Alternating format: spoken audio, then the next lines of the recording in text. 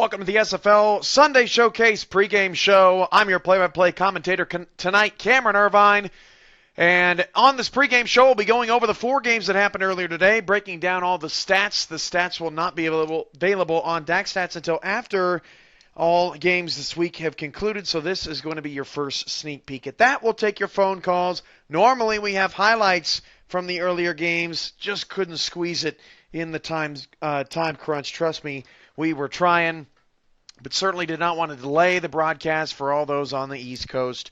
I know that 8 p.m. start is pushing it just a bit, so we'll get those highlights for you on tomorrow night's Game of the Week with Andy Hamilton when Dallas takes on Tallahassee. But first, we'll take a look at the first game of the day. That was Eric Vincent on the call. 35-34, Oklahoma City beats the Queen City Corsairs. This game was a wild one that in the fourth quarter was all about defense. There you see Bose at a 77-yard score, Brewski a 71-yard score, and we saw that all day. Brewski 74-yard score. This was back and forth. Tiberius Bovine had 3 touchdowns. Queen City actually racked up 526 yards and 12 more first downs in a loss. Oklahoma City had over 200 yards passing and rushing. And you see Queen City had 4 turnovers all in the second half, but no points off those turnovers for Oklahoma City.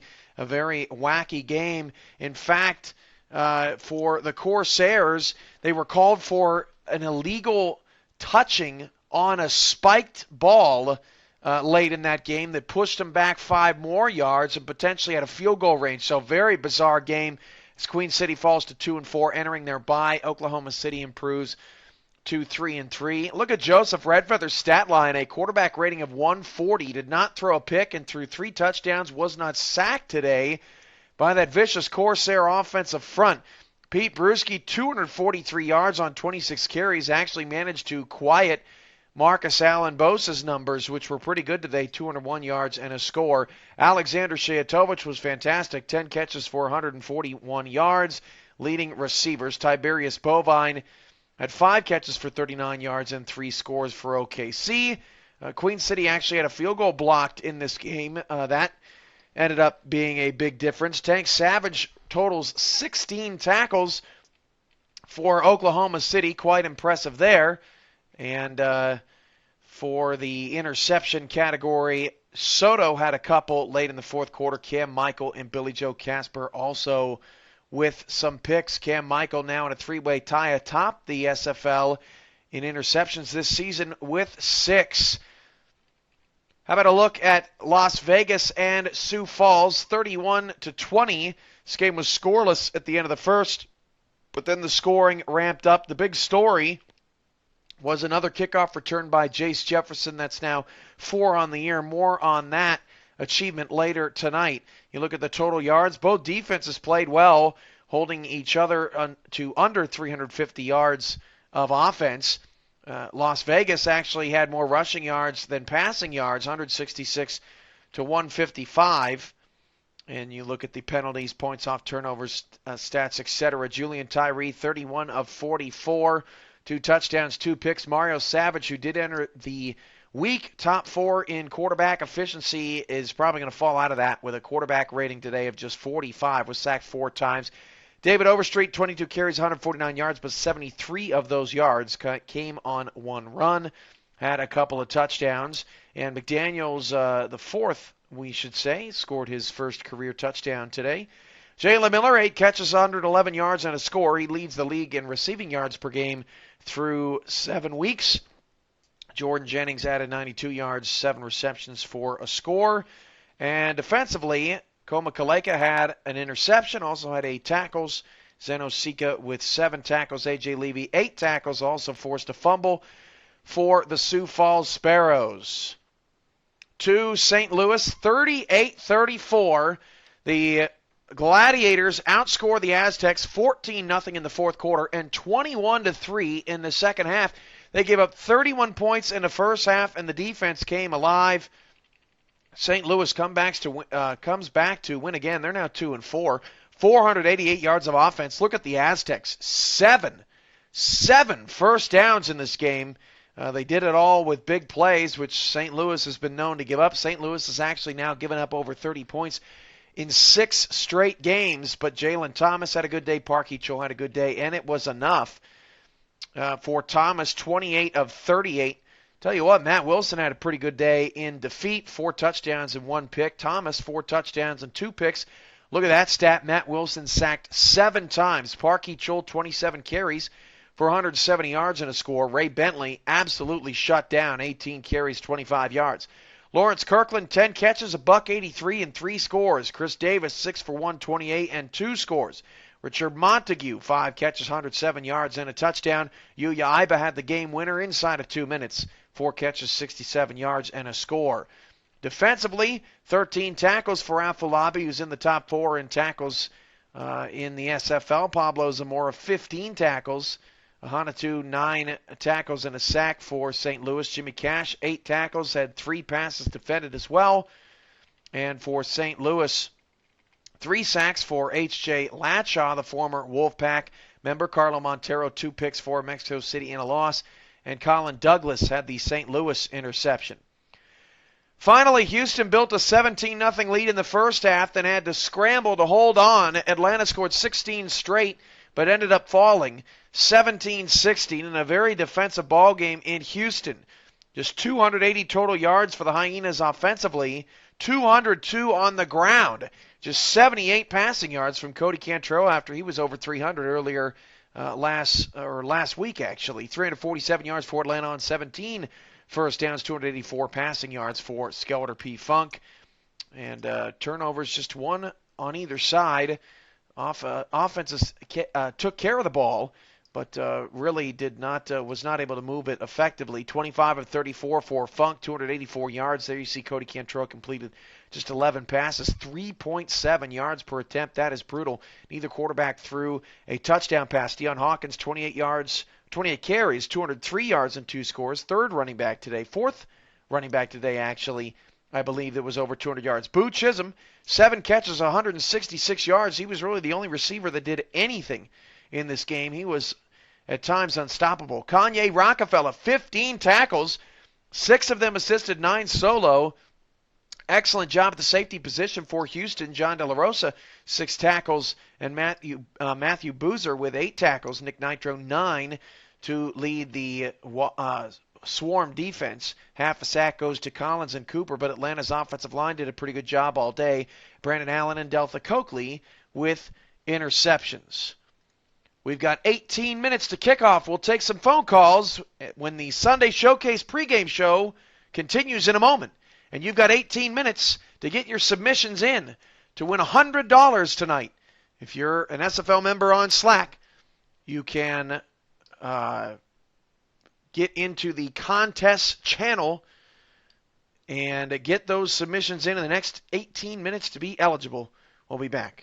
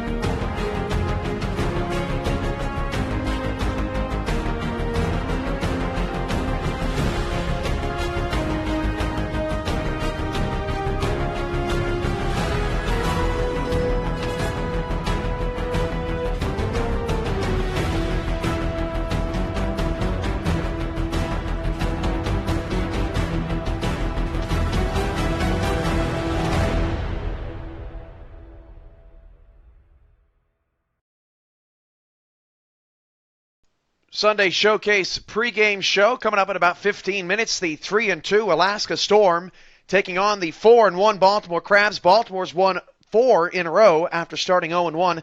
Alaska's won 2 in a row after starting 1-2. Two teams are red hot. Alaska sports the former defensive coordinator of Baltimore as their owner, Max Paul, going back to Baltimore for the first time since winning Coach of the Year honors and getting the new gig in Anchorage. Top 5 defense he designed for the Crabs last season, and a top 5 defense he's got for Alaska coming into Baltimore. Again, open line 210-473-8428. We got wins from St. Louis, Oklahoma City, Sioux Falls, and who am I missing out there, folks? Oklahoma City, St. Louis, Sioux Falls, and Houston. Houston is now actually atop the Western Conference with a 4-2 record. They are in sole possession of first place. Alaska can merge into a tie with Houston with a victory tonight at 4-2. Meanwhile, Baltimore with a win and a Tallahassee loss tomorrow night against Dallas potentially could get into a tie for first place in the Eastern Conference. The West, of course, is all bottled up. Mexico City is a little bit farther down at 1-5, but still 6 games to go for the Aztecs, and they're down just 3 games of first place. So it's a pretty interesting development there in the Western Conference. Now we've got a 3-way tie at 3-3. Vegas, Oklahoma City, and Los Angeles are all at 500, as is Atlanta and Sioux Falls in the Eastern Conference. So almost half the league has a 3-3 record heading into Week 8. And we'll break down that slate a little bit later in the evening. Don't have any calls yet. We'll take a quick break, and we'll take a call as soon as we've got one right here on the Sunday Showcase pregame show. 13 minutes to get those $100 submissions into the hashtag contest channel on Slack.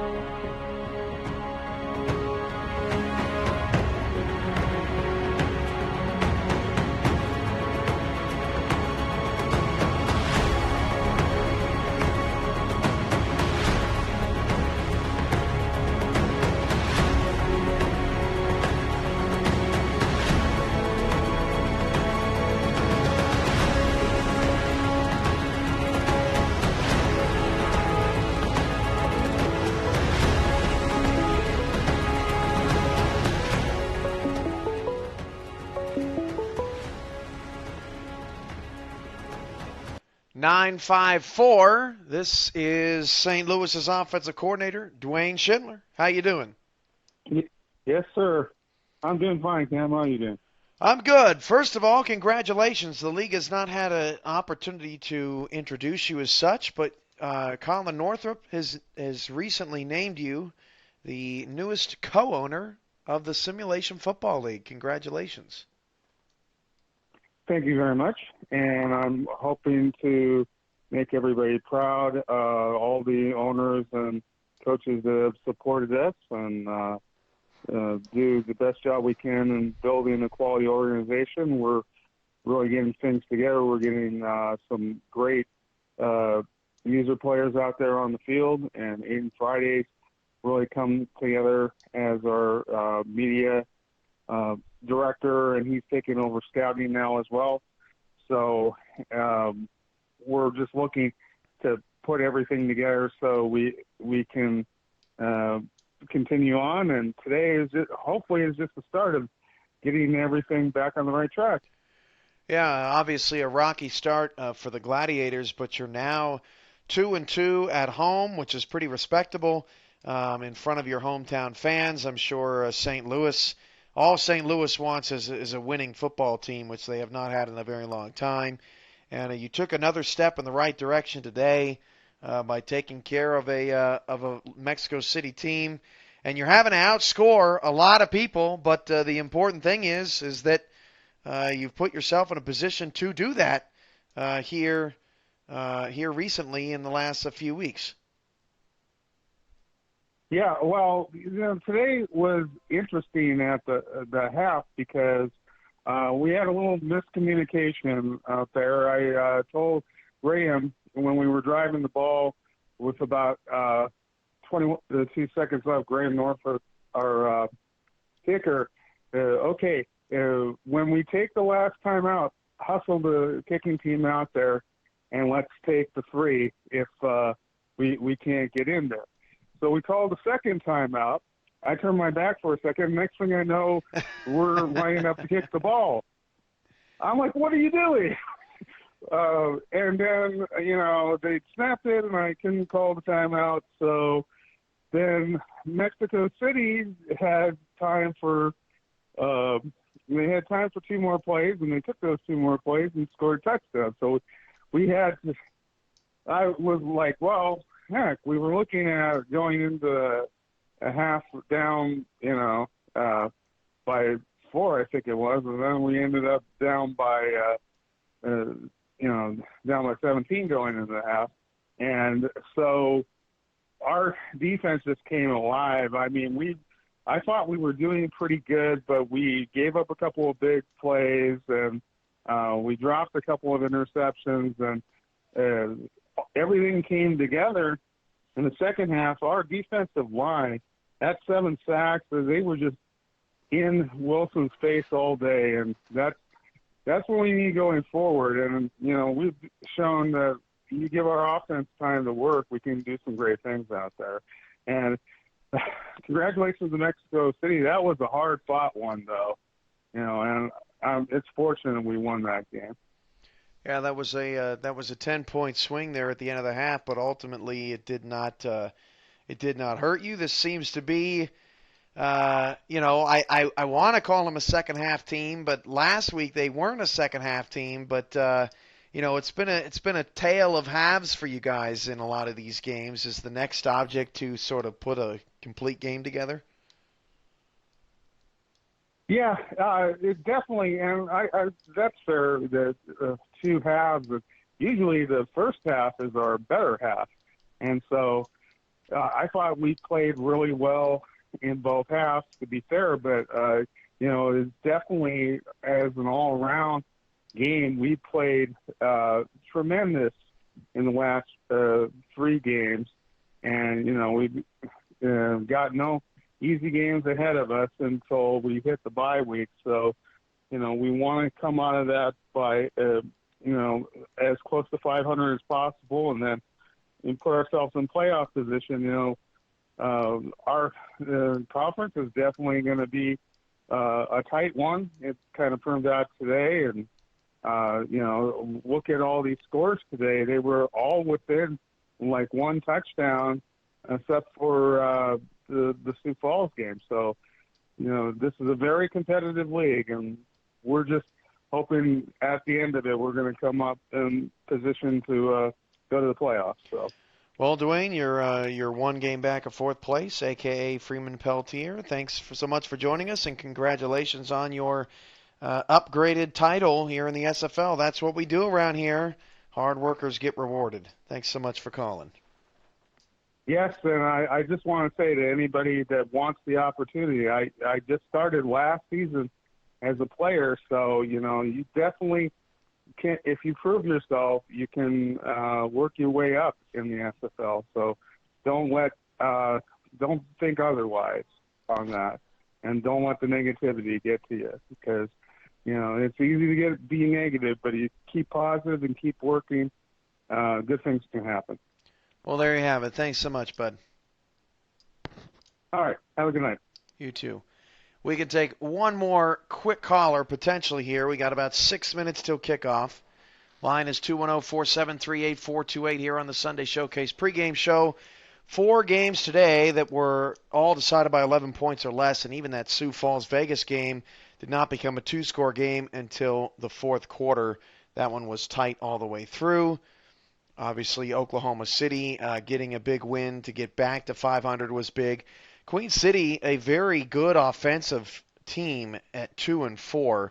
They're struggling defensively here over the last few weeks, but I don't want anything to do with Marcus Bose and Alexander Shayatovic and that whole group. That offense has been clicking, minus the turnovers. 717, you're on the pregame show. You got Doug.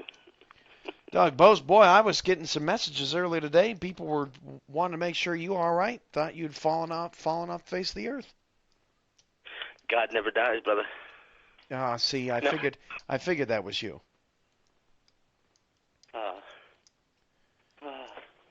It is what it is. There aren't too many people that think, what can I type in as a username today? And they type in God. So. Yeah. Took a step back from the league, obviously. And all the messages that I've been getting from people sending love, appreciate it. So you know who you are if you send a message. Appreciate it. Yeah, I mean, obviously, Sharks lost 2 straight. You're on a bye, but the reaction by some of your players last week was just disgusting, and I really didn't have a chance to address it publicly. But the show must go on, and LA will bounce back next week. What was your biggest takeaway from the early action today? I was actually enjoying all the games. I mean, every game I think was pretty much a solid battle back and forth. Every team was in it. I think at any point any team could have won those games today, which is what separates the SFL from what we like to compare to the NFL. You know, all the teams that played today had a shot at winning, I think, going into the fourth quarter, even late into the fourth quarter. Eric Vinson was on the call for the first time today. What grade would you give Eric for his first go-around? He wasn't actually bad at all. I was actually highly impressed. I expected him to have some hiccups, some bobbles, but there wasn't that many, and it was very smooth. He sounded like he had done this all season long, so kudos to him. I think the most impressive thing today was how quickly he recognized numbers with names. He definitely studied some rosters, and was always help. Yeah, was all over it. He was on top of it. Well, who do you have tonight? Alaska and Baltimore. I believe you've played the Storm already, yes, or do you still have them left on the schedule?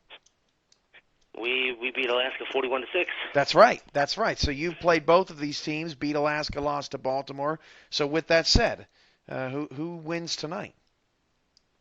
Well, the only reason why we beat Alaska the way we did is because I think Mighty and company were trying something out, and they quickly realized that doesn't work, and they've gone back to the drawing board, and they've been very impressive since that defeat.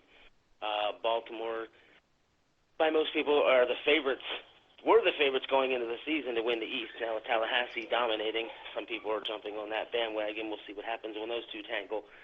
But I think if Alaska does what they need to do defensively, they can steal this victory. So you have Alaska tonight? I do. Oh, okay. Alaska on the road. Alaska's won 2 in a row. Baltimore's won 4 in a row. Doug, thanks for joining us. How you doing? Are you doing all right? I'm doing better. Let's put it that way. And I'm not going nowhere. I've been studying the playbooks all week, doing some hard work, doing my due diligence.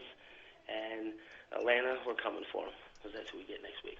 All right, that's going to be a big game. Battle of 3-3 teams. Doug, thanks for calling. All right, buddy. Minute 45 to kickoff.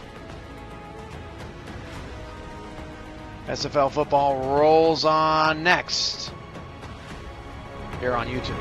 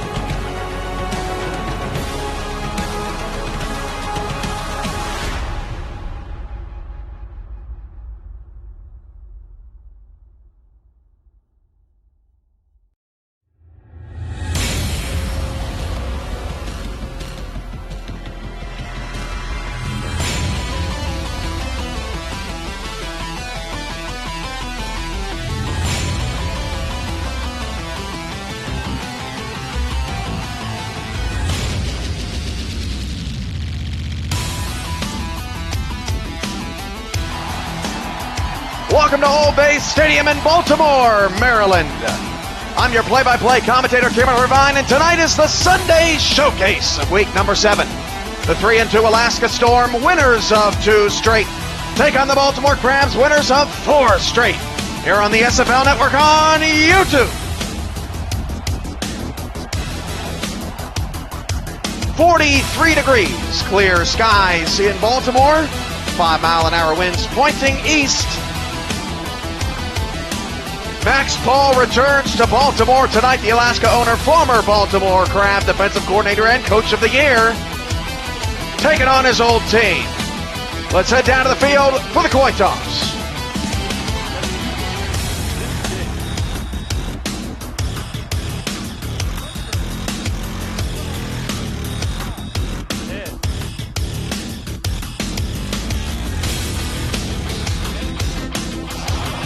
It's heads. Storm will receive.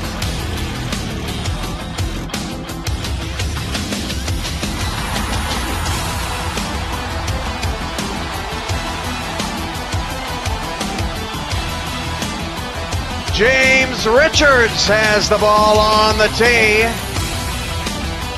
He will do the honors tonight. Baltimore Crabs, kick it! We're underway. From the 9-yard line on the return, Stevie T. Diggs up to the 28.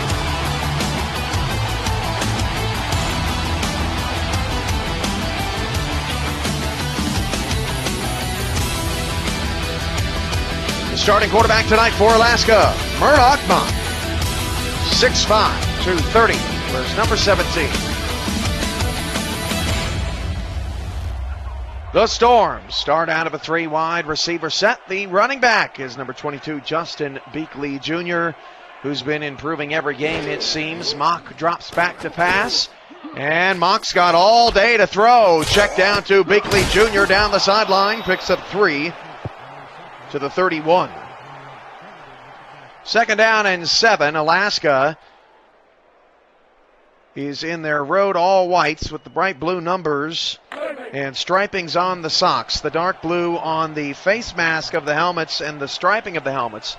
Baltimore in their default, white helmets, red jerseys, white pants, white numbers, black trim with white stars. 2nd down and 7, Murdoch Mock completes that, yes, to the sideline. Slinky Watts with the reception. 1st down to the Alaska 39, that was very close down the sideline.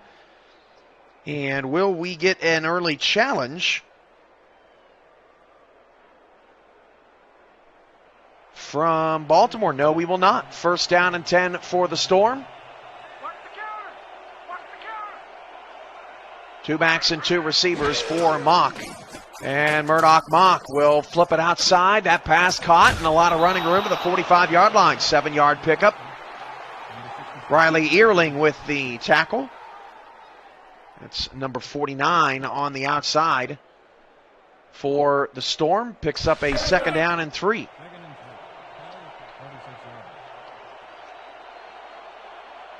Just getting underway here on the Sunday Showcase. $100 is up for grabs at the end of the 3rd quarter. All submissions are now final. 3 receivers. The handoff goes to Beakley Jr. Breaks a tackle. Breaks another. Beakley Jr.'s got a 1st down to the Baltimore 43-yard line. And Alaska is off to a fast start here on the road in Baltimore. This drive coming up on 2 minutes at its start. And Alaska's in Baltimore territory. Again, Alaska has a chance to move into a tie with Houston for 1st place in the Western Conference with a win tonight. Beakley Jr. again, straight up the middle, picks up 7 yards.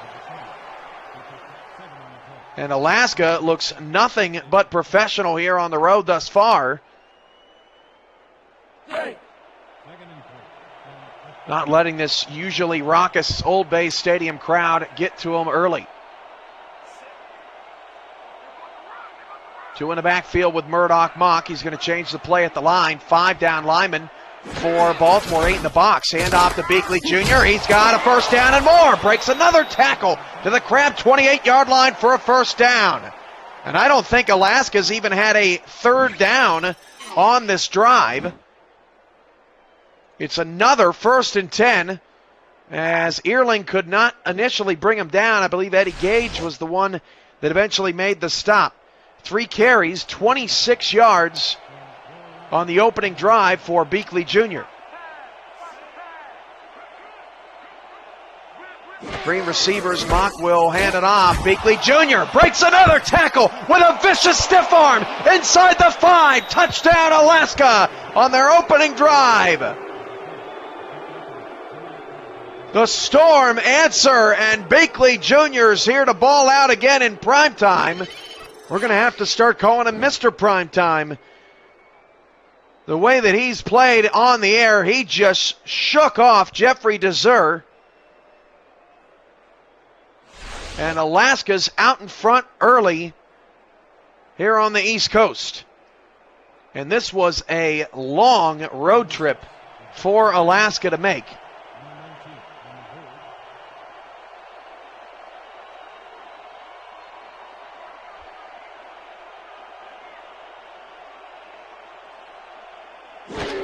And the extra point for the Storm, nearly blocked, but good.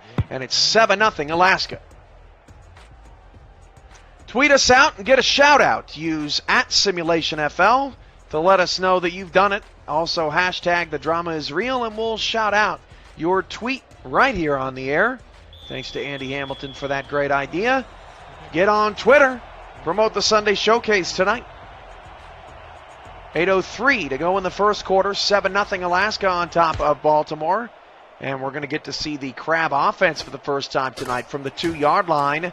On the return is Josh Packmeyer. He's strung out to the 25-yard line all the way to the near side. 7:58 to go in the first quarter. The quarterback for Baltimore is Andrew Rostelli, number 19, 6'4", 232.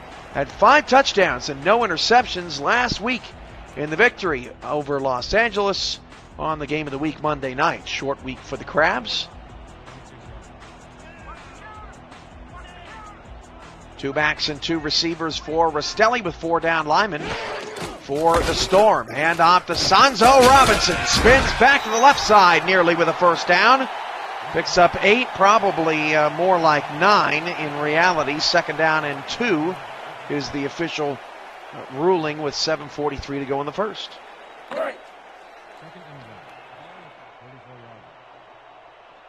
Shout out to the LA Sharks who tweeted us out.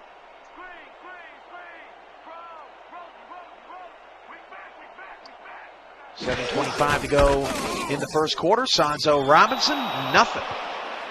3rd down and 2. He's gotten a couple of consecutive carries. Tackle up front made by number 43, DJ Drew.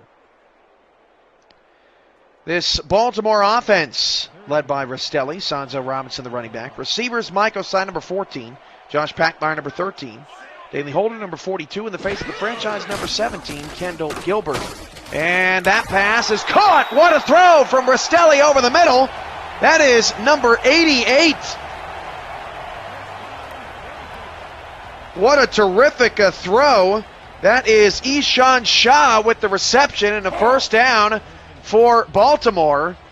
But a tremendous pass, really unconventionally across the field. I thought for sure that was not going to end well for Baltimore, but Rostelli and the Crabs managed to stay on the field, out of the eye. Robinson will get the handoff. Robinson jukes back inside, picks up 8 yards, and really did a good job of staying patient there. The Alaska defensive line really won that at the line of scrimmage, but could not get a hand on Robinson. Pickup of 8 yards, 2nd down and 2.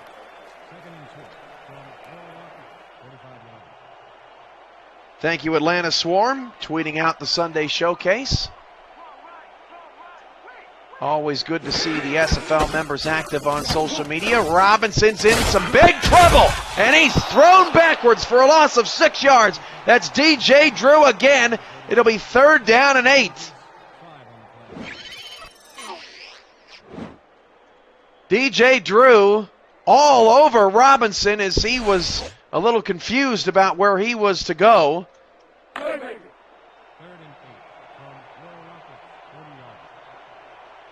And now it's a passing down for Rostelli and the Crabs.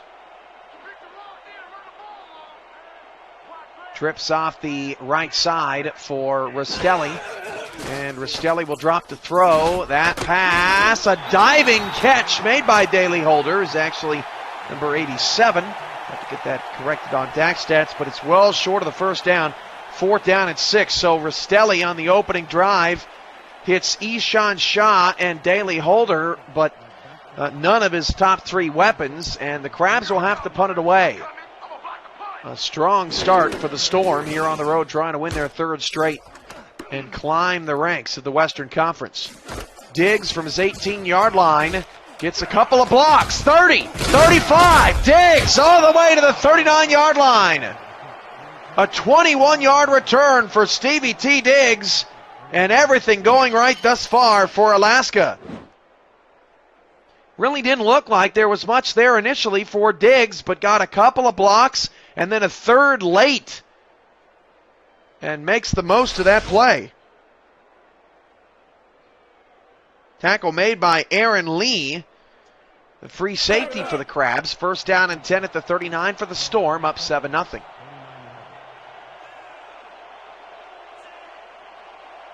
Three receivers for Murdoch Mock as the Baltimore defense attempts to get a stop for the first time tonight.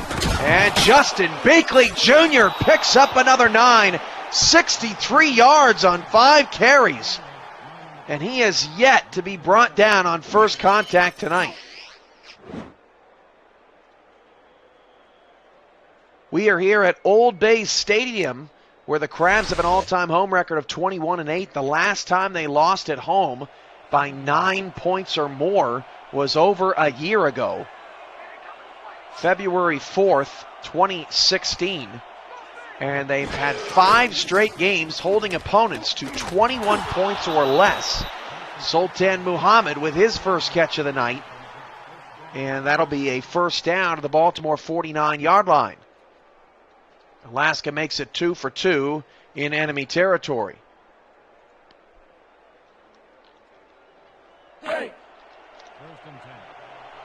Sultan Muhammad on the outside with Robert Merrill, number 18. And then a couple of tight ends on this squad. Optimus Klein, number 88, and number 45, Slinky Watts. As this time, Justin Beakley Jr. is wrapped up. That's Jeffrey Dezer on the stop, along with Matt Davis at outside linebacker. And it's 2nd and 12. 3:48 to go in the first quarter. 7-0 Alaska. Each team has had the ball or completed one possession. Alaska now on their second. Mock to throw on 2nd and long. Floats it all the way across the field. That pass is caught by Klein. Dezer on the tackle. Gain of 5. 3rd down and 7 for Alaska. And this is, I believe, the first 3rd down of the night for the Storm. Crab fans on their feet. They're fired up. They're not used to seeing their team down so early. 3 receivers, 2 to the right of Mock. Mock to pass, and Mock fumbles around in the pocket. That pass is caught, the 35-yard line. That is number 10 on the reception for Alaska. Moving the chains again.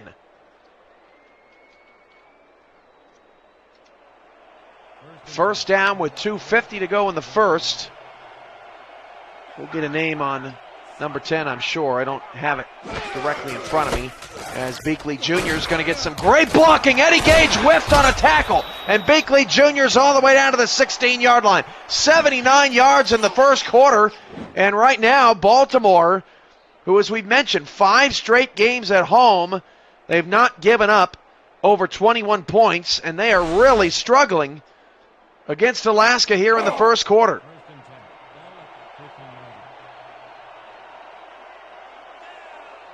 The Storm up front winning the battle against that Baltimore defensive line. And here is Beakley Jr. again.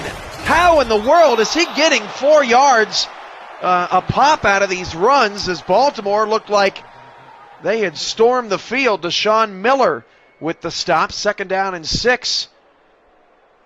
Just one time has Beakley Jr. in this first quarter been stopped on first contact. Mock's got Robert Merrill all the way to the top of the screen, isolated. There is nobody else on that island. Back to pass, Mock is going to step up in the pocket, somehow finds a way to complete that pass to Beakley Jr. down the sideline. No, they said it was incomplete and out of bounds. Surprising call there. Not sure that it's worth a challenge for Alaska to only get them a few yards on the play. They are not going to challenge.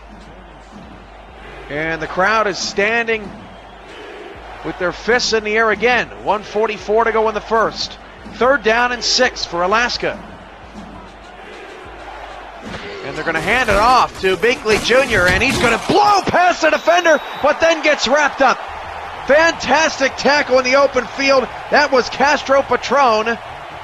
And it'll bring up 4th down and 2 as it looked like Alaska was once again going to get another first down. And the offense is still out there. On a 4th down and 2, up 7-0, does Alaska dare go for it? 15 on the play clock. Trying to hard count the Crabs. We've seen teams go for it plenty of times. This is not going to be one of those times. Baltimore holds steady. And with 1:01 to go in the first quarter, Alaska will send the field goal unit out there to try to score on its first 2 possessions.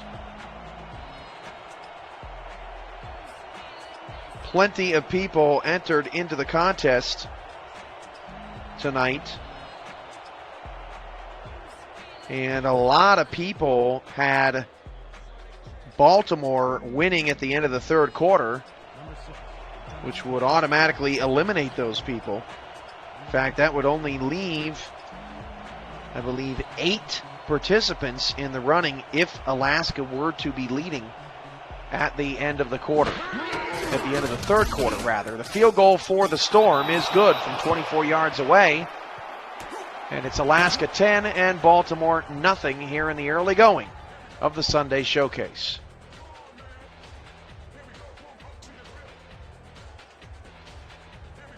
I'm your play-by-play commentator, Cameron Irvine. This is SFL game number 423. The first meeting between the Alaska Storm and the Baltimore Crabs, but these two teams certainly very familiar with one another.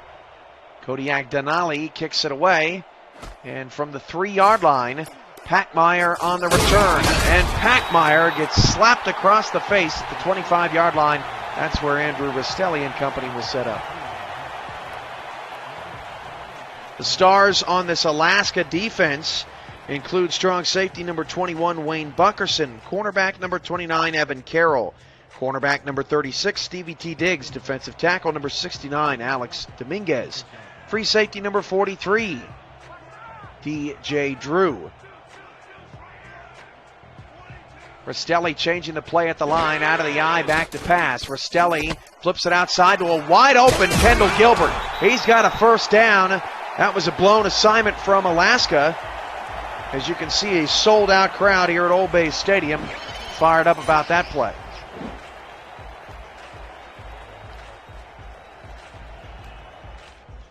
Rastelli this season, a 101.1 quarterback rating, tied for second best in the SFL.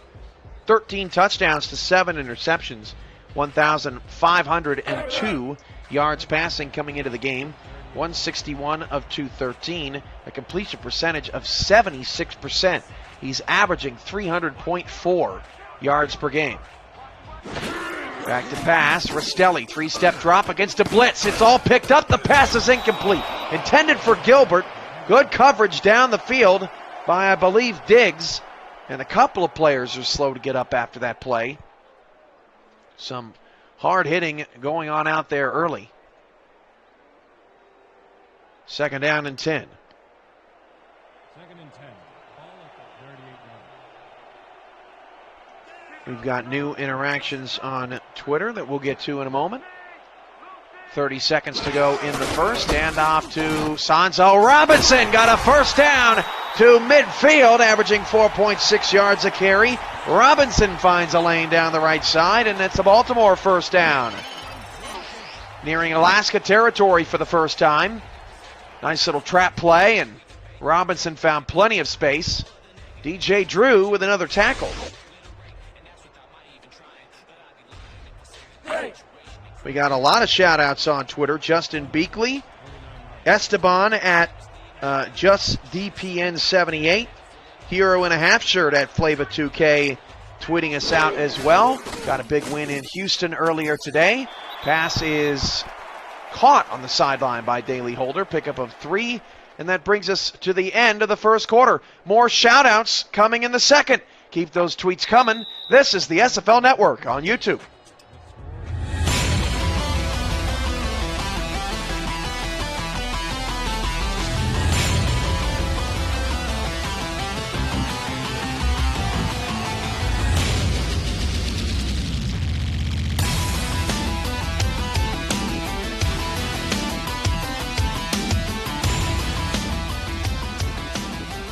Start of the second quarter.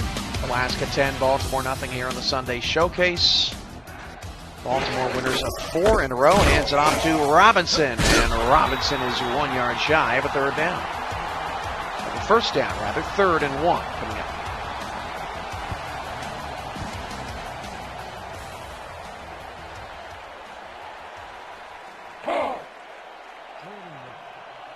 $10:40 to go in the first half. Of course, you can check out our website, simulationfl.com, for stats, schedules, headlines, and more. Game picks from earlier today already updated. 3rd down and 1. Robinson's got a first down just barely to the Storm 39-yard line, and the drive continues for Baltimore. Also have the standings updated as well with up to the minute tiebreaker scenarios. J. Ramos Lynn at Call Me Lynn, also with the shout out on Twitter via the Spanish language, which I will not even begin to recite here on the air. Mike Osai with his first catch of the night picks up 8 yards. 2nd down and 2.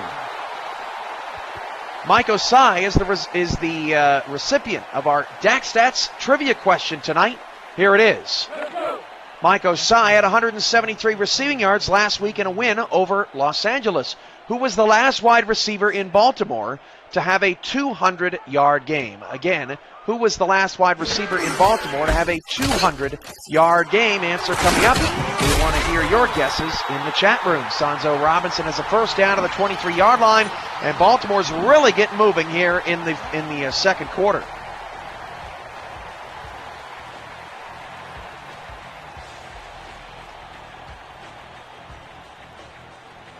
Wayne Buckerson combining for that stop. 1st and 10 at the Alaska 22-yard line. We've got a Prince Escobar prediction from Andy Hamilton. Out of the I formation, Rastelli. Pass is cut off. Stevie T. Diggs, excellent job defending that slant. It could be a trick question, DJ Drew. Has a Baltimore receiver ever had 200 yards in a game? 2nd and 10 after the incomplete pass. 2nd and 10. Demetrius Outdat is Ramos Lynn's guess. Dr. Sim is Colin Northrup's guess. All good guesses. 4 receivers for Baltimore. Rastelli back to pass. Rastelli going to the end zone. Pass is caught for a touchdown. Kendall Gilbert, and Baltimore's on the board.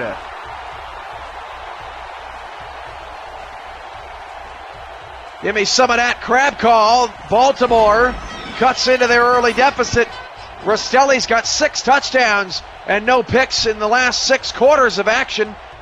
DJ Drew got a hand in there but couldn't get a hand on the football, and Baltimore's on the board. Dwayne Schindler guessing DR Sim. Flava guessing DR Sim.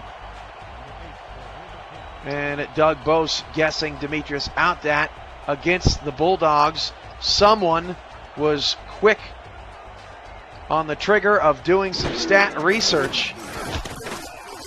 That extra point is good. It's 10-7. Here's the answer to your Dak Stats trivia question. It was Demetrius Outdat, January 14th, 2016 versus San Francisco. 220 yards on 7 receptions and 2 touchdowns in a 45-24 Baltimore Crab victory.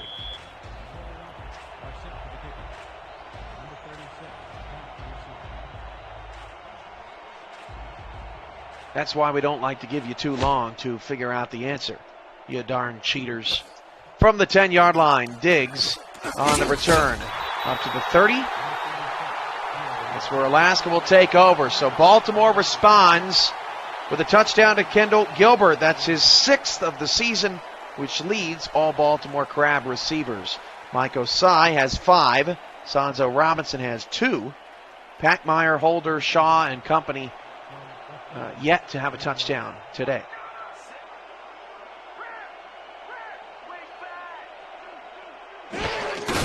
And off to Beakley Jr. around the left side. Nothing doing. Baltimore stands him up this time. Castro Patron in on the stop.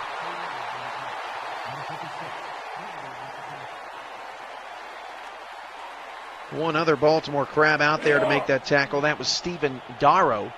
And it's 2nd down and 8. Beakley Jr. still did manage to get a couple of yards, but not like we've seen from him previously. 2 in the backfield, 2 receivers. Robert Merrill does not have a reception here in the first half. Handoff Beakley Jr. on a stretch. Beakley Jr.'s got near a first down. Tackled just shy by Deshaun Miller of moving the chains. 3rd down and inches for the Storm.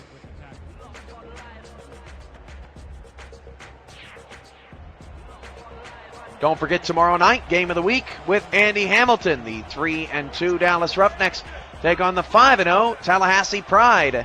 And once they play, we'll officially be at the halfway mark of the season. Justin Beakley Jr. shot out of a cannon inside the 40 down to the 37. Nobody defending the middle on a 3rd down and inches. And Alaska's moving the ball once again into Crab territory. That is inexcusable out of Baltimore's defense. They just give Alaska a first down. Miller with another tackle. But the Crabs defense not liking that at all.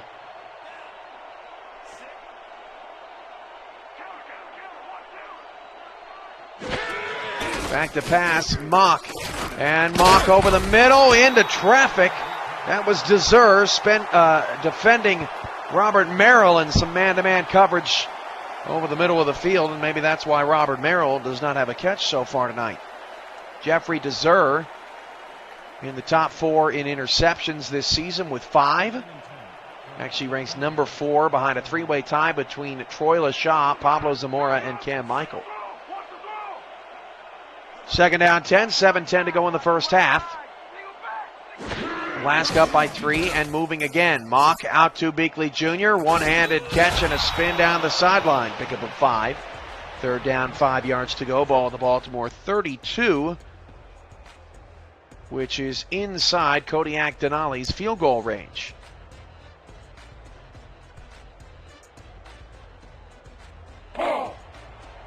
More shout-outs on Twitter, this time from I'm a Effin' Problem.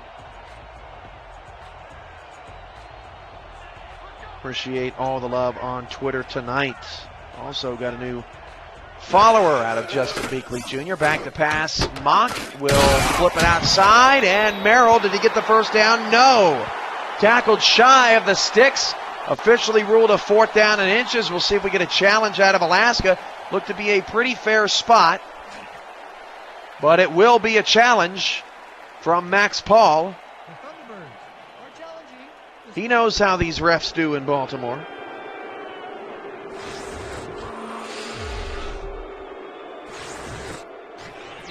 And let's take a look. Boy, I don't think he got it. I think that was an excellent spot in real time, unless he got it just at the beginning of that replay. He certainly was driven backwards. Where did his forward progress take him?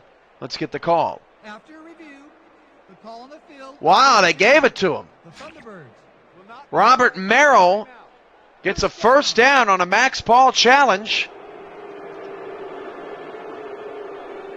And I believe Alaska's now 4 for 4 on challenges in the last 2 weeks. Wasn't it the Alaska? That was, I'm getting my games mixed up, but we had a game a couple of weeks ago, or maybe it was last week, where a team won 3 consecutive challenges. How about Darrow in the backfield with a 4-yard loss on Beakley Jr.? I haven't seen that much tonight. Brings up a 2nd down and 14, 6:20 to go in the first half, and this is only Alaska's third possession.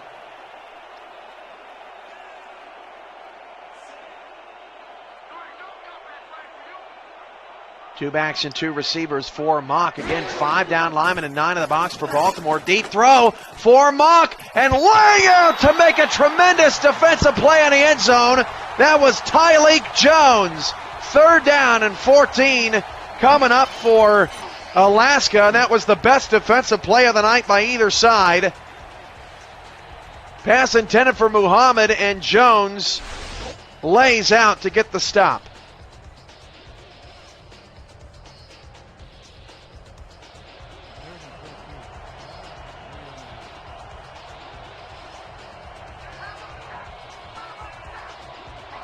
Out of the shotgun for Mock.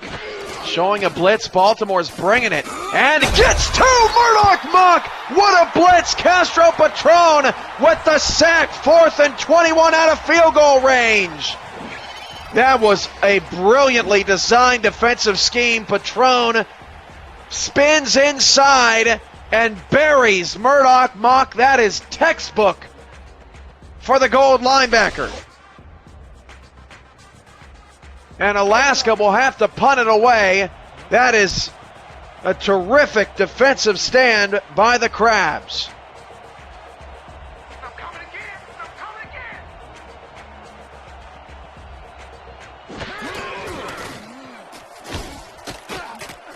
Punting it inside the 10. This is going to bounce at the 8. That's a really good punt. Down at the 4-yard line, the Crabs are backed up, but have their first stop of the evening. Punted on their first possession, scored a touchdown on their last possession. What will the Crabs do here on 1st and 10 for their own 4? 1st and 10 from Little Rocket, 4-yard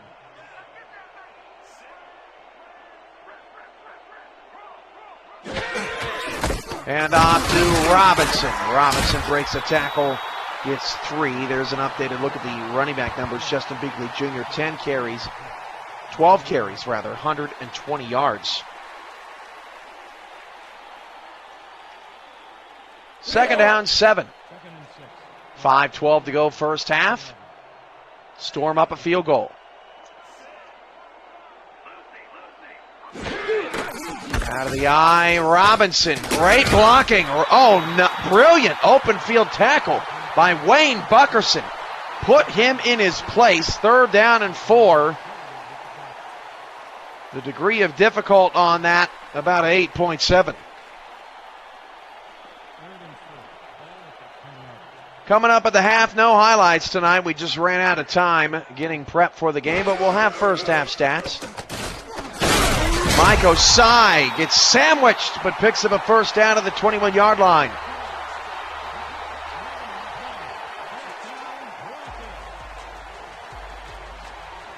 Crab call in the background. 4:20 to go in the first half. Crabs down 3, but they have settled in. Trying to improve to 5-1. Lost that opening night game to Atlanta, and they really got dominated in that one. And since then, it's been all Crabs all the time. Senzo Robinson spin to the outside, breaks a tackle in near midfield to the Crab 49-yard line.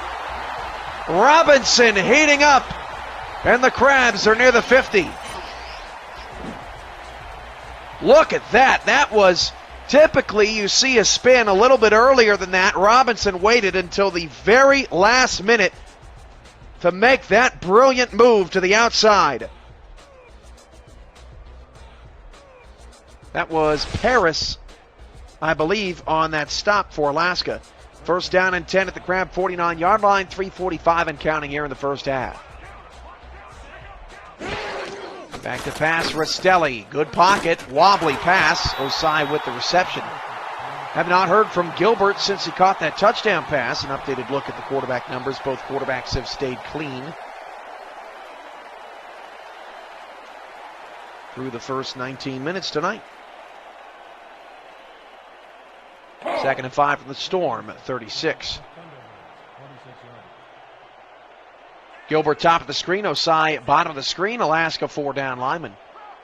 Needs the 41.5 for a first down. Rastelli, the pass, sidearm throw, caught. Forward progress, enough for a first down. Gilbert over the middle. And this has been Baltimore's second quarter and Alaska's first quarter. 1st and 10. How about some early game headlines? Brewski rushes for 243 yards, most since August 8th, 2015. Gladiators erase a 14-point halftime deficit. We'll get back to the headlines in a moment. Don't want to miss the play. Rastelli goes down. Sacked in the backfield, back at the 44-yard line. A loss of 3. 2nd down and 13 as the clock ticks to the 2-minute warning. More early game headlines. St. Louis erased a 14-point halftime deficit to win their first win of the season against Los Angeles. They were down by 9 at the half. So two score, forgive the grammar issue there, deficits erased at the half by St. Louis in 2 victories this season. Meanwhile, Mike Osai with another catch down the field and another Baltimore first down. They're in field goal range.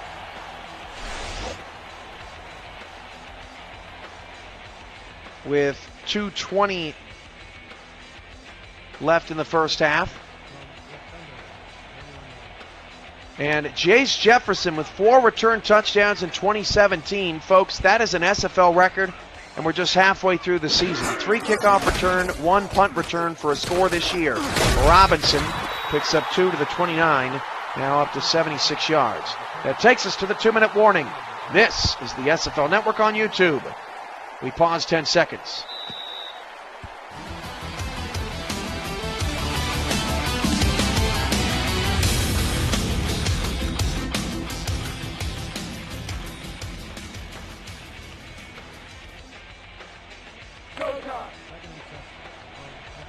After the Robinson run, it's 2nd down and 8 for Baltimore, trying to take the lead, which they have not had this entire first half.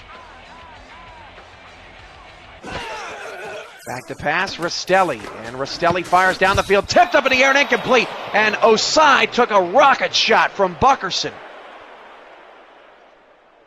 Buckerson laid him out. Of course, no targeting in the SFL. Do whatever you want.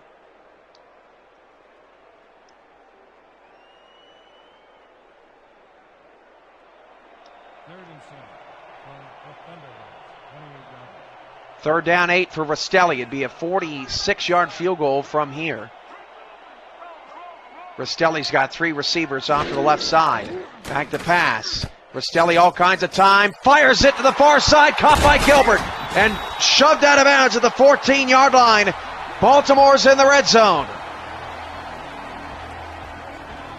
This game was 10-0 at the end of the first quarter.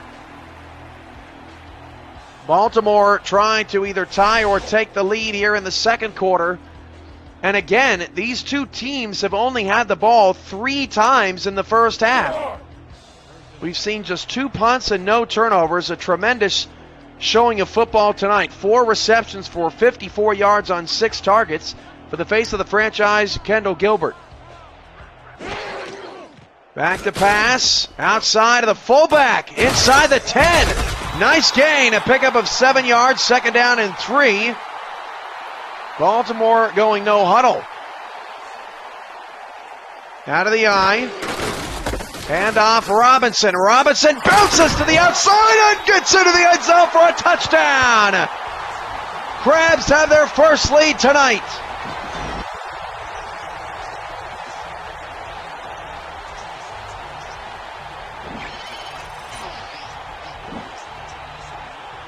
Robinson weaving his way through traffic and actually got pushed into the end zone by one of those big fellas up front. And the Crabs have turned this game on its head after it was all Alaska in the first quarter.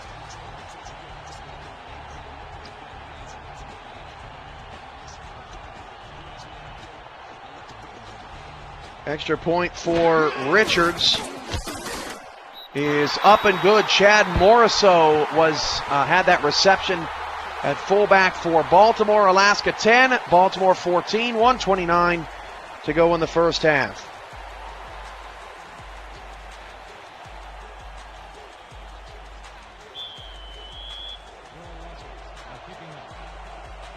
more Twitter shout-outs. Esteban followed us. And Stephen Mullinix, at Stephen Mullinix, tweeted us out as well. Appreciate that. From the 8-yard line, Stevie T. Diggs to the 29, and Alaska has 1 minute and 26 seconds and 2 timeouts to work with. Again, you give us a shout-out, or you get a shout-out if you tweet us out at SimulationFL using hashtag The Drama Is Real at your leisure. 1:26 left before these two teams will hit the half. 2 backs in the backfield for Alaska. Beakley Jr. will take the handoff, and there's a flag on the play. Somebody get a hold of Beakley Jr.'s face mask there. Bit of an awkward exchange. Let's get the call. Face mask, number 24,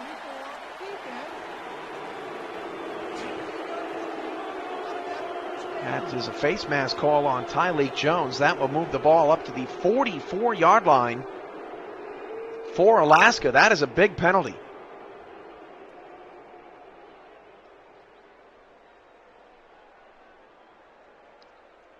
Somebody get an explanation of just dipping 78.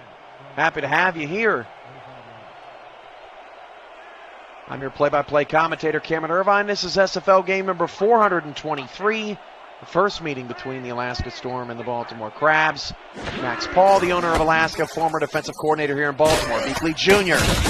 is at it again. Got a first down, keeping the feet moving forward. And Alaska's back into Baltimore territory at the 45-yard line. 4 for 4 now on drives past the 50. Mark is sacked back at the 49-yard line. That's sacked by number 66. That was Carter Delhart. And Mock swings it outside, caught at the 48, but Alaska's going to have to burn a timeout. It's 3rd down and 14.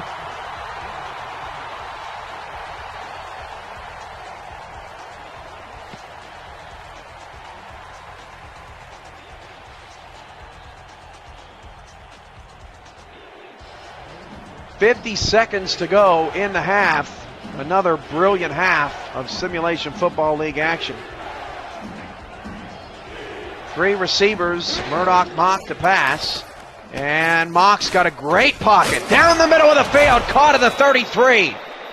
That was about the most structured passing offense we've seen out of Alaska tonight. Robert Merrill gets open for the reception.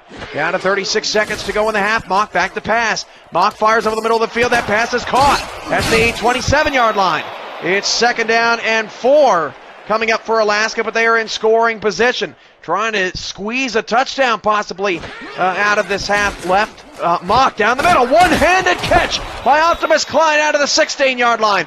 1st down and 10 down to 14 seconds to go for Mock. Down to 10 seconds to go. Mock's going to throw, and Mock's going down the middle inside the 10, down to the 5, and Baltimore holds him out of the end zone, and Alaska will have to kick the field goal. But a brilliant drive at the end of that half. That is Hayward with the reception, his 2nd of the night. And a 1st down and goal for Alaska will result in them attempting to get 3 points up on the board. A really solid drive to end the first half, as the Storm finally get the offense moving here in the 2nd quarter.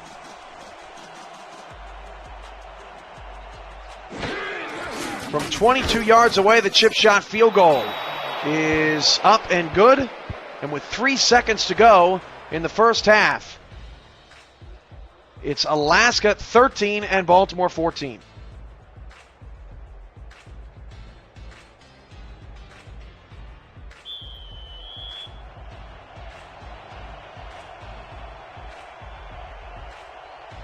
Does Josh Packmeyer have any magic? He has just 7 punt returns on this season, does not have a return touchdown. Packmeyer from the 2. And that is going to be the end of the first half as he's wrapped up at the 20-yard line. Alaska 13, Baltimore 14. First half highlights, stats, and analysis coming up right now on the 2K Sports Halftime Report.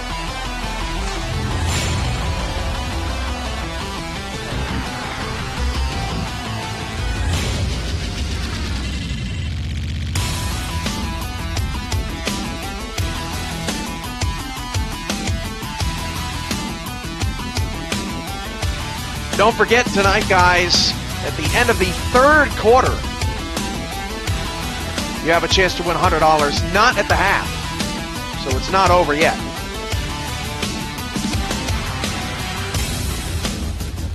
Castro Patron, Carter Dilhart with a sack, Andrew Rastelli, 107 yards and a touchdown in the first half. Murdoch Mock with 94 yards.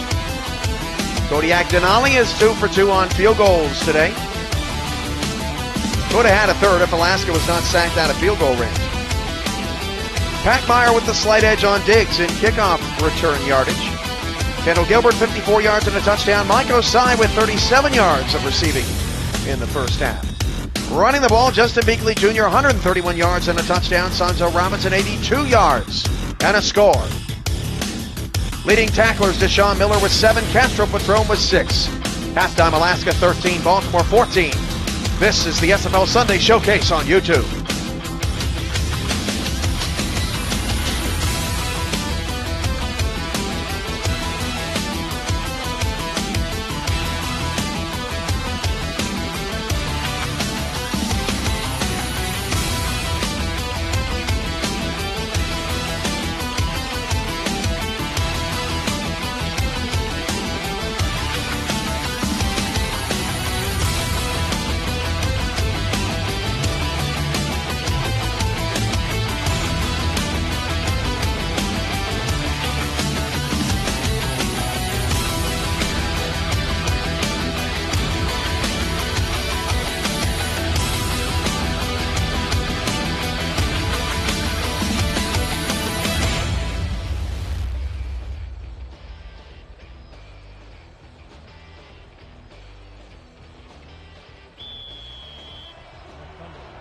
Start of the second half here at Old Bay Stadium.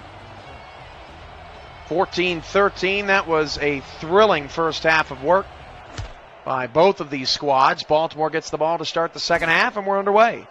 From the 3-yard line, Packmeyer on the return. Up to the 29-yard line. Pretty nice return there from Josh Packmeyer.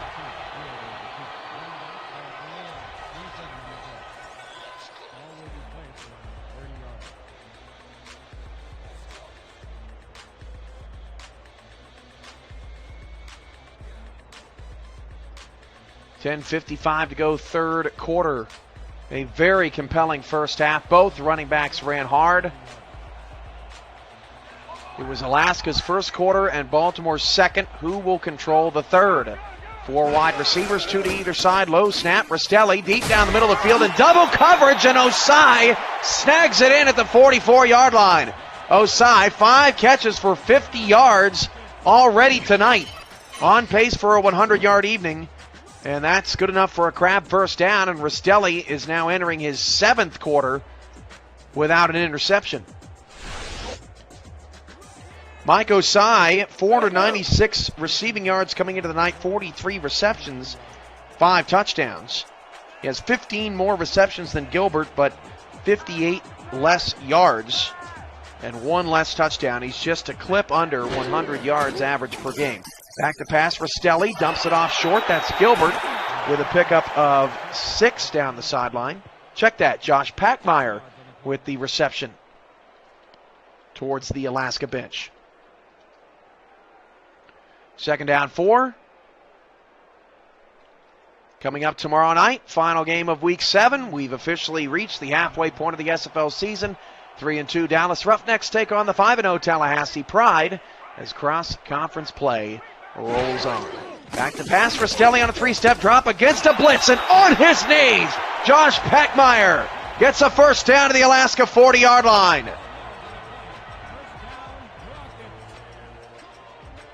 Excellent adjustment to the football by Packmeyer.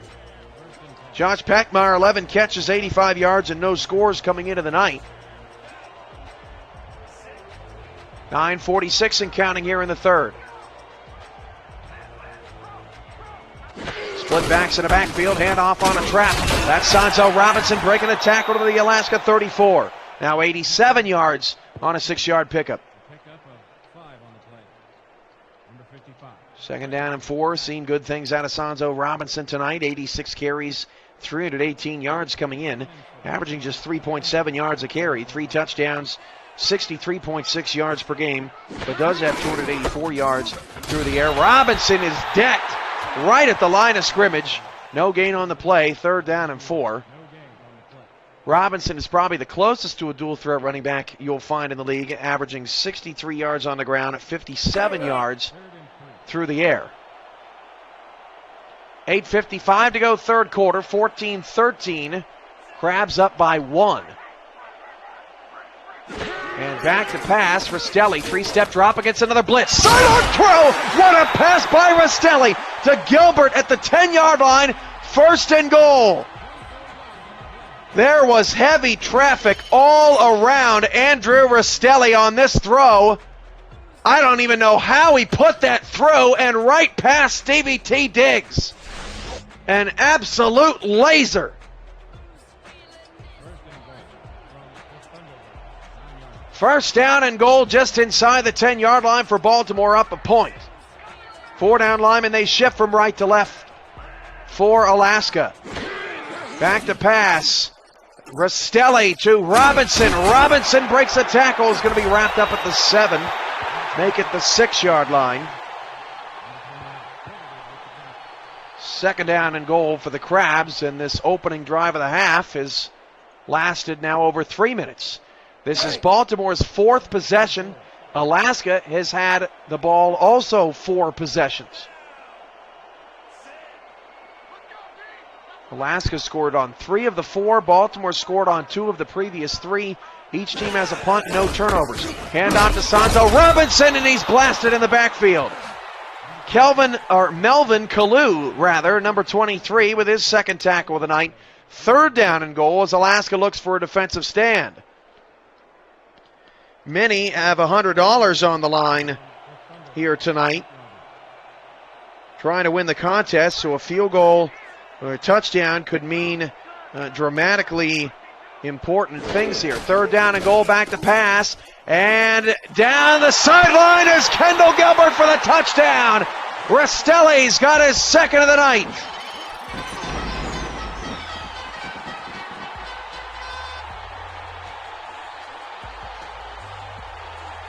Kendall Gilbert wide open. It's his 2nd score of the evening. Kendall Gilbert now with 7 receiving touchdowns on the season. And Baltimore goes up by their largest margin of the night, 7. Trying to make it 8.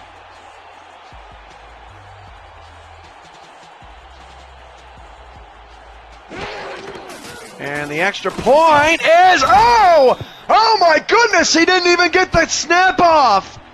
Blasting the holder. Richards ends up on the ground. I have never seen that. Absolute carnage in the backfield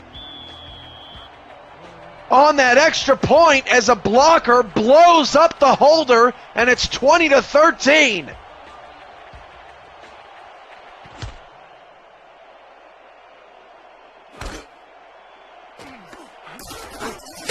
Stevie T. Diggs returns it to the 31-yard line. So if there is no more scoring in this quarter, True Shot Caller has Baltimore up 20-16. Malik the Freak has Baltimore up 20-14. That would be the winner as of this moment. I'm a F and Problem had Baltimore up 20-10. Again, if no more scoring occurs, Justin Beakley Jr. gets nothing on that run. Anyone that guessed Baltimore would have 21 points at the end of the 3rd was thwarted by that blocked extra point. That was X Factor 56, Doug Bose, Tyleek 123, James Klein 16, James Richards 88, and A Quick Assassin all had Baltimore 21 points at the end of the 3rd. Hand off to Beakley Jr., and he gets just a couple up to 133 yards. It's 3rd down and 8.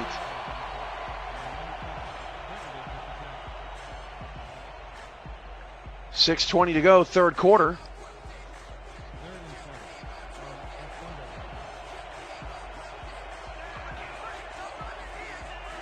Three receivers, 6:08 to go in the third for Murdoch, Mock, and the Storm down 7. Mock is going to be hit as he threw. Pass is incomplete.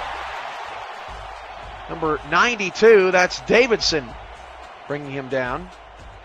4th down coming up for Alaska, and they'll have to punt it away.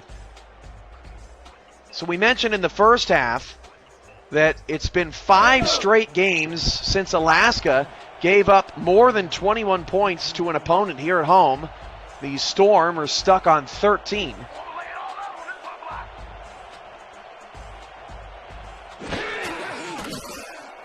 Low snap at the foot of the punter.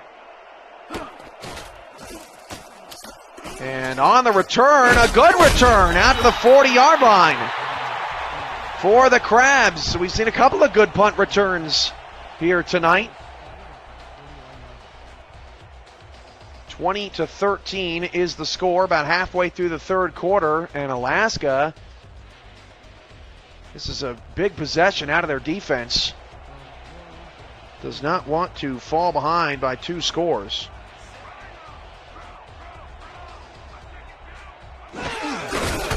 And off to Sanzo Robinson. He's got near a first down. Another 7-yard pickup. Robinson is quickly catching Justin Beakley Jr.'s numbers. And Robinson has run excellent, particularly on first downs. There's a look at Rastelli's numbers. Another strong night for Andrew Rastelli. Now officially halfway through the third quarter. 2 receivers, 2 backs in the backfield. And Rastelli hands it off to Robinson. Got another first down to the 47-yard line of Alaska.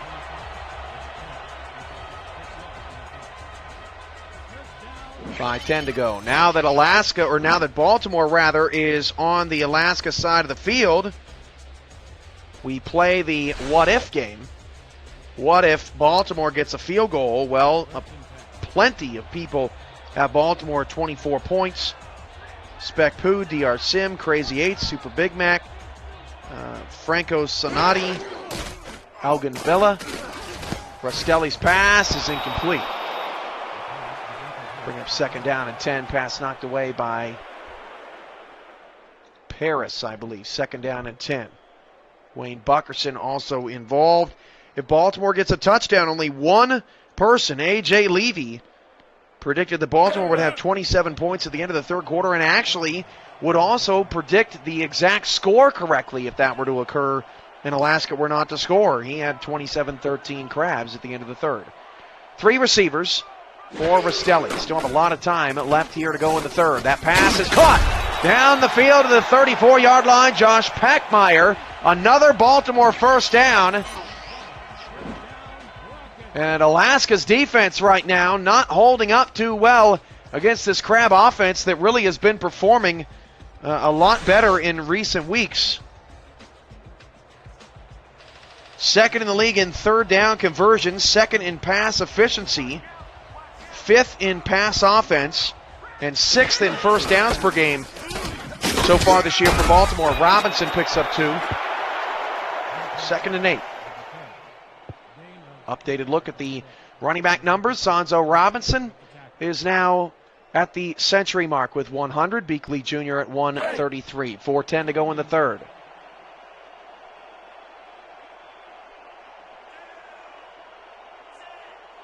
Four minutes to go, third quarter. Out of the eye, hand off to Robinson. Robinson spins off a tackle. Gets to the 30. Robinson a little slow to get up. 3rd down and 6 coming up.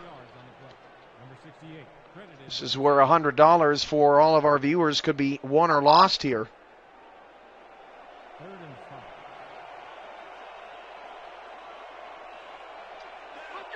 3:33 to go in the third quarter. Out of the shotgun, back to pass is Rastelli. That pass is caught by Daley Holder, but well shy of the first down. Not a good 3rd down play there for Baltimore, and James Richards will come out to attempt the field goal. He has not missed since joining the squad. This will be about from 45 yards away. If it is good, Super Big Mac 23 would be the closest. to winning the $100 with his 24-13 end of third quarter prediction. This is from 44 yards away for Richards. From the left hash, that kick is on its way, and good. Richards puts it through, and Baltimore has their largest lead of the night, 23-13, with 3:21 to go in the third. So as of this moment, tracking the contest, Super Big Mac 23 has the advantage with his 24-13 score. If Alaska were to get a field goal before the end of the quarter, DR Sim would win the $100. If Alaska were to get a touchdown before the end of the quarter, Spec Poo would get $100. 3:21 to go in the third. From the 9-yard line, Diggs on the return, 35-40. Diggs with another spin. Diggs back inside, breaks a tackle. Diggs 25-20, 15-10. Oh, what an impressive return. No flags. Touchdown, Alaska. That was the best kickoff return I have ever seen over the course of 400 plus SFL games. An incredible return through traffic, through bodies on the ground, breaking tackles by Stevie T. Diggs, and the Storm are right back in it.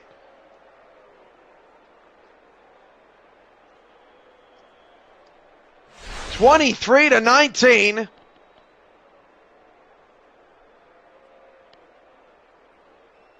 Number 6 is back for the point after. And you are correct. You must be in the YouTube chat to win tonight. So if they are not in the chat, I'm not going with that scenario because I'm assuming they would be. If they had a chance to win $100, why wouldn't you be? Seems pretty foolish to me, but we've seen crazier things out of people around here. 20-23. A tremendous return by Stevie T. Diggs. And now, looking at the score, again, Spec Poo is the closest, predicting 24-21. It's 23-20. From the goal line, Packmeyer past the 20 to the 22. That kickoff return was brilliant. Now, if Baltimore were to score a touchdown before the end of the quarter and get to 30, Daley Holder would win the $100 with his 30-17 prediction.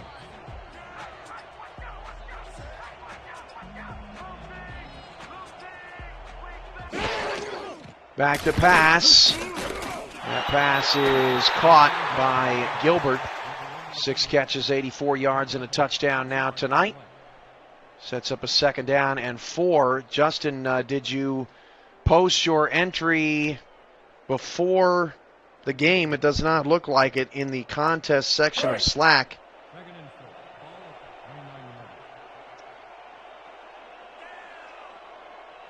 I don't see it, so no, you would not be eligible, my friend. We're posting about it all week. 3 minutes to go in the third quarter. Hand off to Zazo Robinson, and he's wrapped up.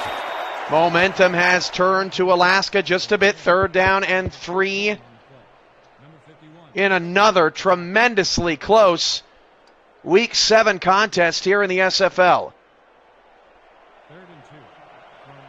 All games so far this week decided by 11 points or less.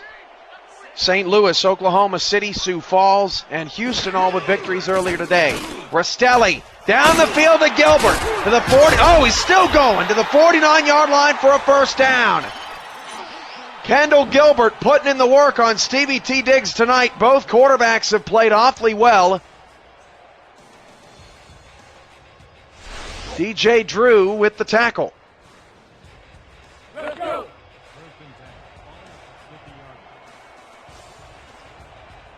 1st down and 10 for Rastelli. 3 receivers. Osai is isolated top of the screen. Back to pass. Rastelli's going that direction. Whoa! Mike Osai!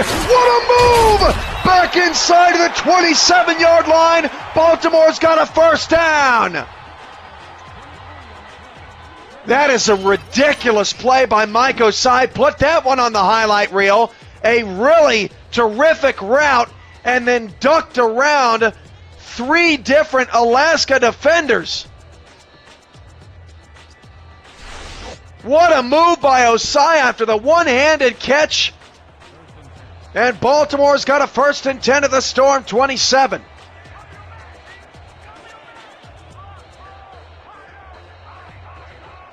Out of the eye, back to pass, Rastelli. Rastelli down the field. Oh, dropped. Boy, how do you make a terrific play like the last one from Mike Osai and then drop that pass? Wide open, 2nd down and 10.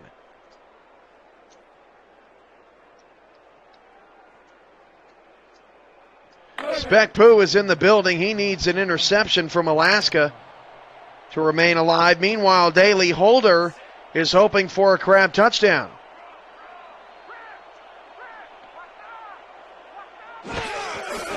Hand off to Robinson inside the 25 down to the 23, 3rd down and 6. Remember, it's the score at the end of the quarter, not the end of the drive. 50 seconds and counting here in the 3rd. Gilbert, 7 catches for 104 yards.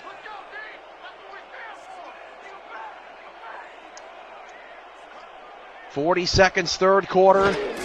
Rastelli drops back the pass. Rastelli going to the end zone. Pass is picked off at the 5-yard line. Still on his feet down the sideline. 25, 30, still going and pushed out of bounds at the 32.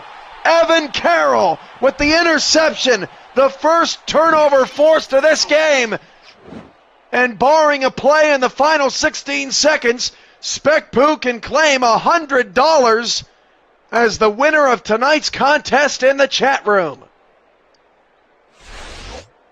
Still 16 seconds to go in the 3rd. Alaska, it's been their quarter. A kickoff return from Stevie T. Diggs, and then Evan Carroll with a pick and a brilliant return down the sideline of the 32. 16 seconds to go. Handoff. Beakley Jr. blasted in the backfield. A loss of 3. Castro Patron on the tackle. That's the end of the 3rd quarter.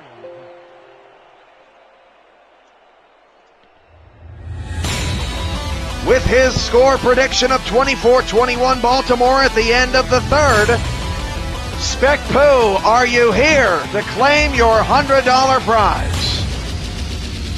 We're back to Baltimore after this.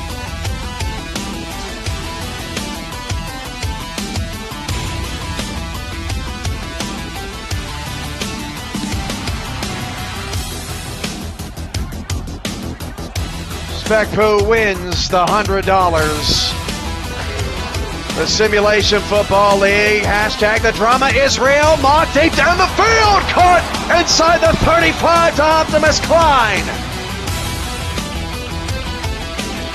Keep the music playing, we're rocking on YouTube.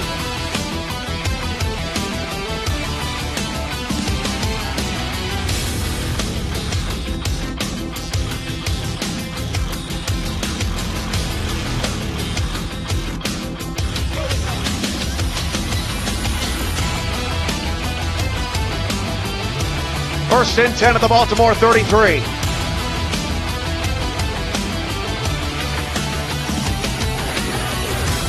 And off, and Beakley Jr. smacked in the backfield.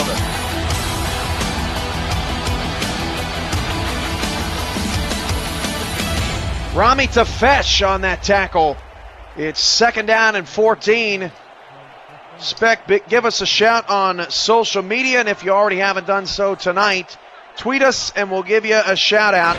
10:05 to go in this game. Beakley Jr. on the handoff around the right side, still going. Beakley Jr. will not be denied to the 30. 3rd down and 7. Got half of what was needed, and this is likely a passing down for Alaska. Down 3, but now to the Baltimore 30 in field goal range of Kodiak Denali. Got another shout out from I'm an effing problem on Twitter. Appreciate that.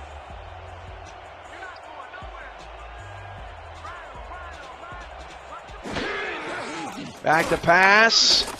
Outside, one-handed grab. Looking for the sticks. Big League Junior won't get there.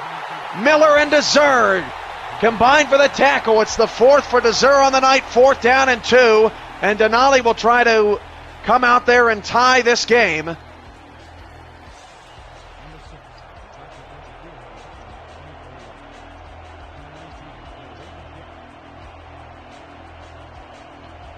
Nine minutes left in the fourth quarter.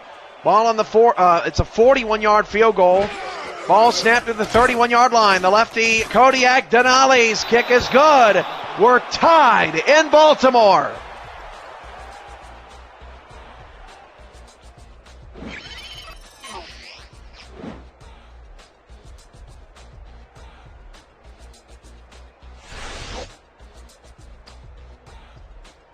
$8:52 left in the fourth. If you missed the early game headlines, Brewski rushed for more yards than he has since August 8, 2015. The St. Louis Gladiators win their second game of the season, erasing a 2-possession halftime deficit, and Jace Jefferson has broken the SFL record for return touchdowns in a season. We're just only halfway done, and he's got 4.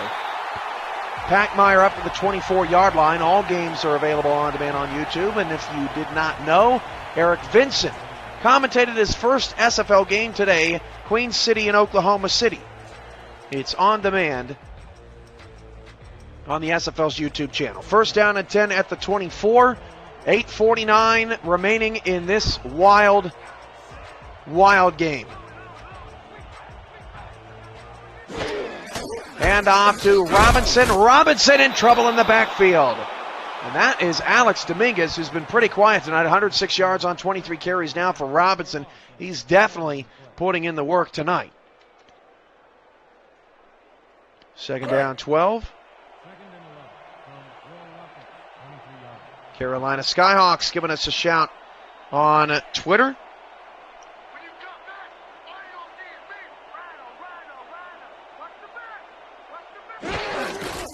8:15 to go in the third quarter. Robinson, fourth quarter rather. I may have said that, but I'm not sure. Dotting my I's, crossing my T's. 3rd down, 7, pickup of 5. 3rd and 7.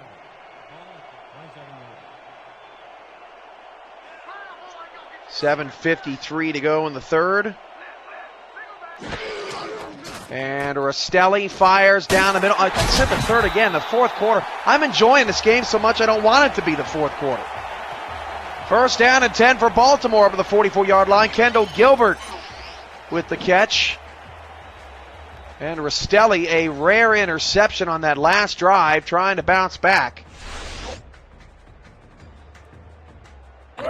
Baltimore has won 4 in a row. Alaska has won 2 in a row. A win for Alaska gives them a tie for first place in the Western Conference. And a win for Baltimore puts them just a half game back in the Tallahassee Pride atop the East. Rastelli against a blitz. He's in some trouble. Rastelli gets away from it somehow. Fires it out of bounds and out of traffic. How in the world did Rastelli not take a sack there? Alaska was all over him. And a good job by Rastelli just to get it away. 2nd and 10 with 7:13 left in the ball game. 2nd and 10.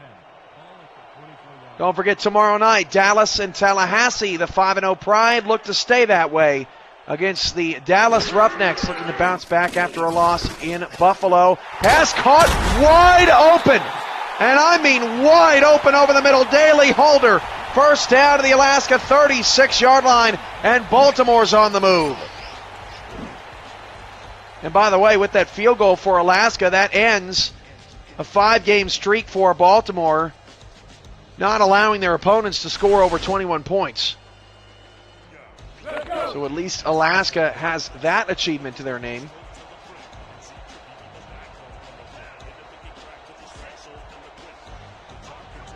.646 and counting here in the fourth. Split backs behind Rastelli, back to pass. Rastelli down the middle of the field, caught to the 20, down to the 19.5-yard line. Gilbert again. Stevie T. Diggs cannot cover this man. First down for the Crabs. Gilbert definitely pushing 100 yards, may have more at this point.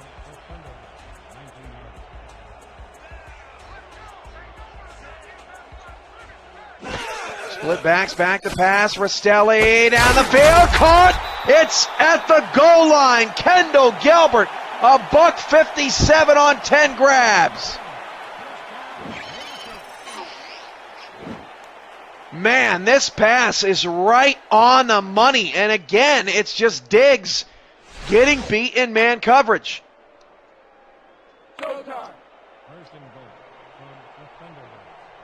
5:53 to go in the fourth. The ball could not be any closer to the end zone. I formation with two receivers off the right side of Rastelli. Hand off to Robinson. Robinson is going to lose 2 yards.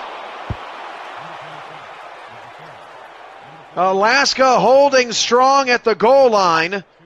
That was Houston making that tackle. Second down and goal coming up on 5 minutes to go. I formation. Gilbert's in the slot. Osai, bottom of your picture.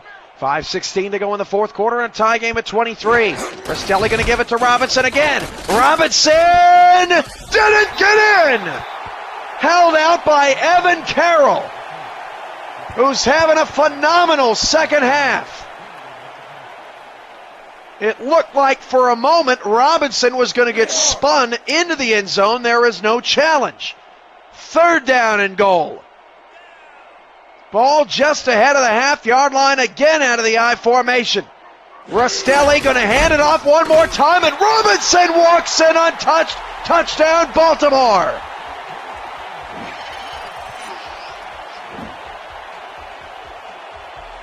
$4:40 to go.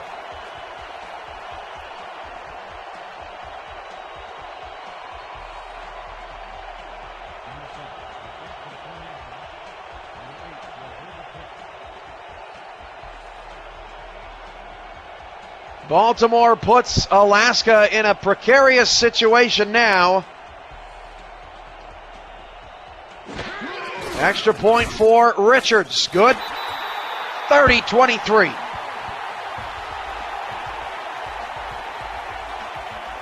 Either way, both teams have to feel pretty proud of how they have played tonight. This is the 30th game played in this historical stadium. A 21-8 record, and 3 of those losses have come in the playoffs, so just 5 regular season losses for Baltimore here at home. Richards kicks it away. It'll be up to Mock, Beakley Jr., and the rest of the Alaska offense, unless Diggs has some more magic. He does not. Wrapped up at the 29-yard line. Don't forget to visit simulationfl.com later tonight for updated schedules, headlines, game photos, and so much more. Dax Stats will have full box scores uploaded tomorrow night from all the games from Week 7.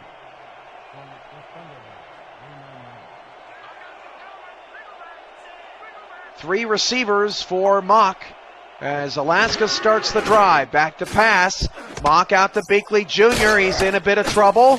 Manages to get positive yards. 3 on the reception to the Alaska 31-yard line. Second and 7 coming up. Alaska has St. Louis next week at home. Meanwhile, Baltimore will be taking on the Mexico City Aztecs on the road, who are hurting at 1-5. Second down and 7. Beakley Jr. takes the handoff. 35, 40. Oh, almost got away. Deshaun Miller with potentially a touchdown-saving tackle. 144 yards now for Beakley Jr. tonight. First down, Alaska. I thought there for a moment Beakley Jr. was going to break this and he was going to be out of here. 3:48 and counting. Alaska in a bit of a hurry. First down to the 43. And off to Beakley Jr. Wrapped up in the backfield, a loss of 3. Second and 13 now. Alaska going no huddle. 3.5 to go in the fourth. Mock going to pass. Mock out to Beakley Jr. Had some space, but had to adjust to the football. No gain. 3rd down and 13. 3:15 to go. 2 backs, 2 receivers for Mock. Mock back to pass. Mock has to look Beakley Jr.'s direction again, and he stood up. 4th down. 4th down and 9 coming up. Castro Patron on the stop. And does Alaska, with all 3 timeouts, choose to punt the ball away? They do. Alaska will leave it up to their defense that surrendered 30 points tonight. Of course, Max Paul probably wouldn't want it any other way. Kick is nearly blocked. And from the 18-yard line, holding on to the football, that's always important. Baltimore will start from their 20. Alaska has the 2-minute warning and all 3 timeouts. They need a touchdown to force overtime, and now a field goal does them no good.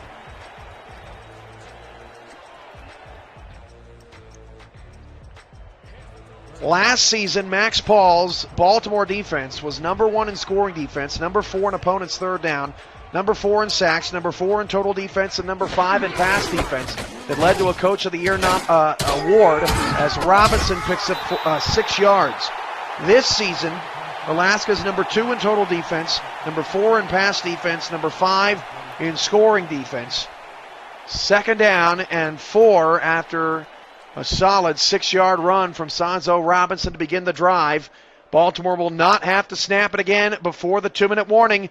This is the 2-minute warning here on the SFL Network on YouTube.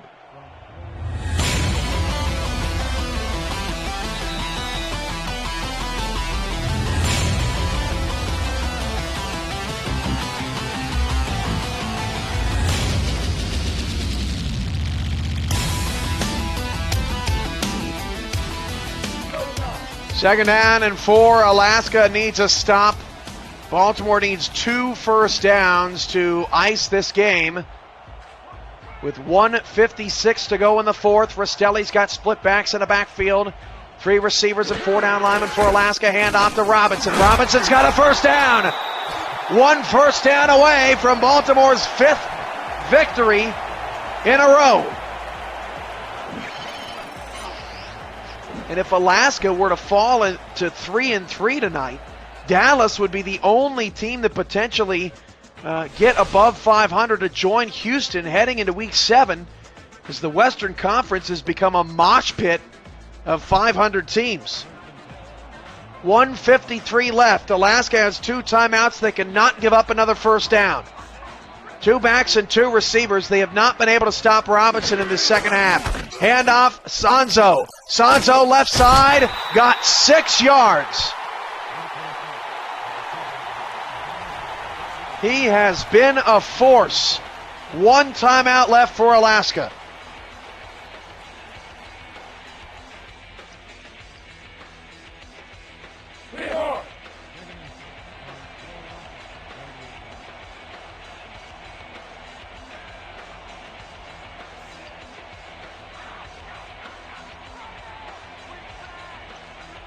.149 to go in the fourth quarter. Rastelli's going to throw, and wide open is Osai, who makes the catch for the first down.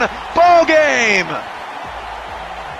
How about that gutsy call on a 2nd down and 4, and Baltimore is 5-1.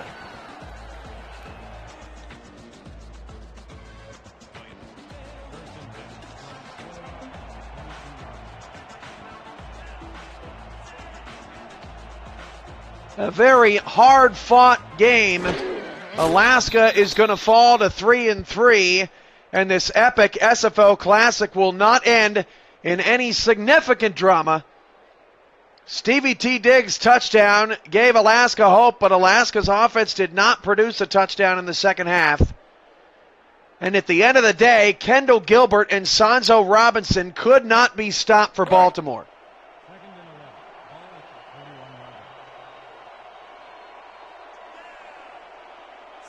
Don't forget, SFL Postgame Show is coming up next. We want to hear from everyone across the league, from Baltimore to Alaska.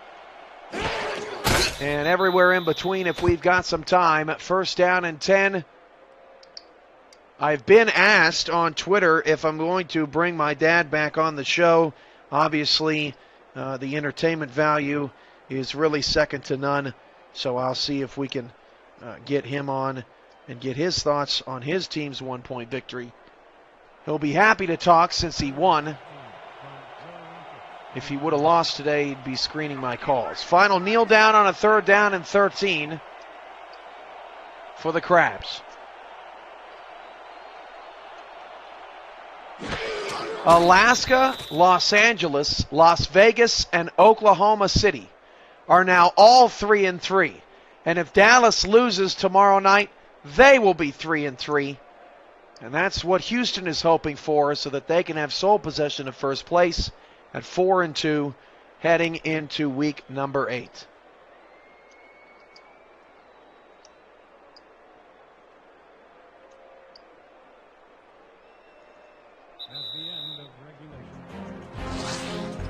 Final score, Alaska 23, Baltimore 30. Postgame stats and highlights right around the corner.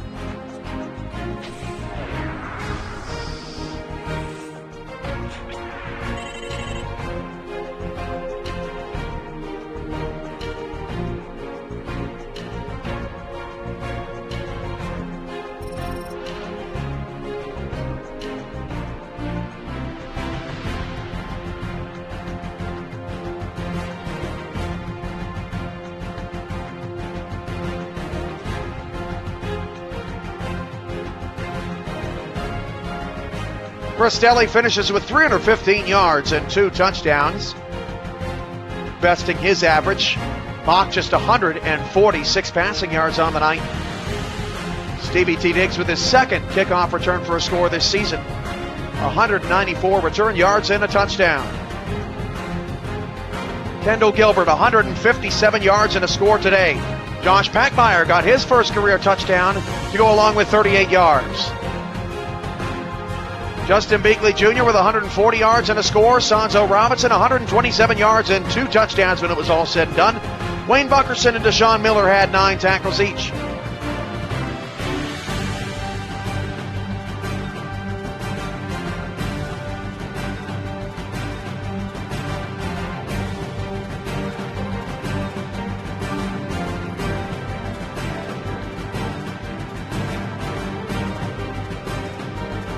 Baltimore wins the game on that touchdown from Sanzo Robinson on 3rd and goal.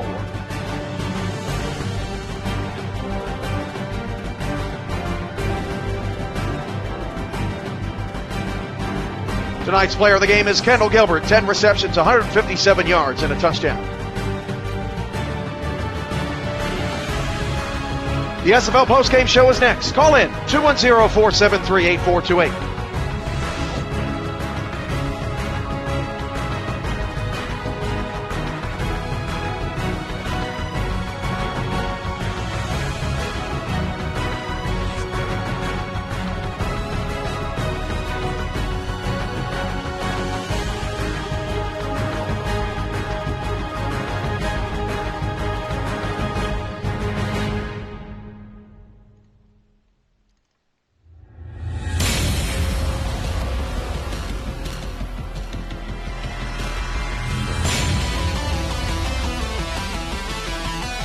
The SFL postgame show is on the air. 210-473-8428 to react to tonight's final. Alaska 23, Baltimore 30.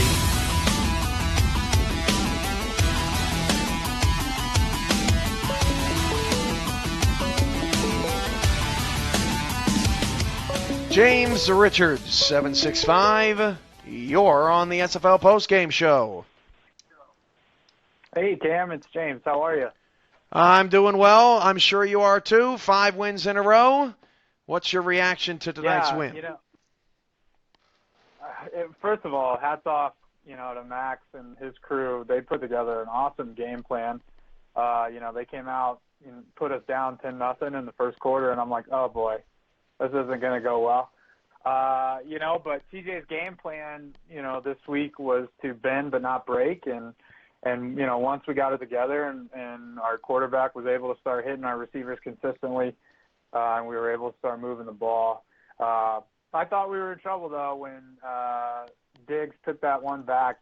I was like, oh, boy, here it goes. But those kind of games are the ones you really enjoy the most because, they're so exciting and they're so back and forth. So, I think everybody got their money's worth tonight.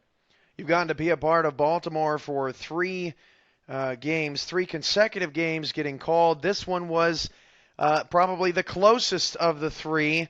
Are you really starting to see the draw of this whole AI versus AI strategic league here? Oh, certainly. I think I was hooked, even before my first week here. I think, the creativity that everybody goes in and they're able to maneuver their playbook around to match each week. Like when we went back, last week, Max, they threw the ball. I think they threw the ball in the first quarter 13 times to only 1 run. And this week, he had a much more balanced playbook. So, just the creativity and the research that these guys put in across the board to make their game plans as solid as they can be, it's astonishing and it's really impressive, to be honest. I want to bring your mic up a little bit on the demand of the people. How I always... Sorry about that. No, it's not you, it's me. But Baltimore gets to 5-1. I'm sure you'll be cheering mighty hard for Dallas. But before I get to that, are you okay after that mess up on the extra point because your holder got the crap beaten out of him on that play? Yeah, I don't think we're going to be buying the offensive line steak tonight. However, if they get it back together when we go up against Tallahassee, they can redeem themselves and we might double down. But everybody seemed to be okay after that play. It's just real wonky. You don't often see extra points get blocked like that. So, in fact, I don't think I've ever seen the holder get tackled on an extra point, and we've been doing this for over 400 games. All-Pro never ceases to amaze me. I'm sure a lot of people, now that, when you look at the standings right now, you've got Tallahassee 5-0, Baltimore 5-1, Houston 4-2, and then everyone else is either at 500 or below, or in Dallas's case, still is yet to play. So now we really start to look ahead. Week 8, 9, 10. Week 10, Baltimore at Tallahassee. I'm sure people are already putting that on their calendar. Yeah, Tallahassee has obviously been the number 1 team all year. They've been number 1 in the power rankings every week. They show up every week consistently. The game plan for them doesn't really change. They dominate on defense, dominate on offense. So, when you're playing as well as they are and your game plan's working as well as it has been for them, nothing really changes for them, week to week. They may, do some extra scouting and say, okay, we got to throw in a wrinkle here or there, but when their players and their team build is as solid as it is, you really don't have to put in that much effort to be great every week. And, hats off to their owner and their coaches to start out a season with, that build and to really just be in the power seat week in and week out. That's some amazing stuff, especially in this league where a lot of the games are fairly close. They're doing it in an impressive fashion. What's new in Axis football this week? What have you guys gotten to work on? A lot. We brought on 4 new people that are doing several different things. We just brought on a guy to do environments in stadiums, and we're pumping out a brand new stadium. I don't know, 2016 stadium was terrible. 2017's stadiums are going to be much better. And so we've been really cranking down on that, still cranking out uniforms for our custom teams. I know there's a big stir up about the NFL teams, and hats off to Dollar Jr. and all them who've been creating custom jerseys with the editor. So it's been a big week on the customization side of things, but we're also plugging in the physics engine this week and ironing out that stuff. And so, every day we get a little bit closer to becoming a good football game, and we're just going to go a day at a time.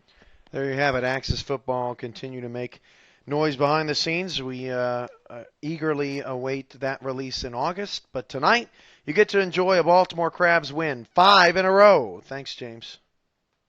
Yeah, thanks, Cam. Bye-bye. All right, the open line now, 210-473-8428.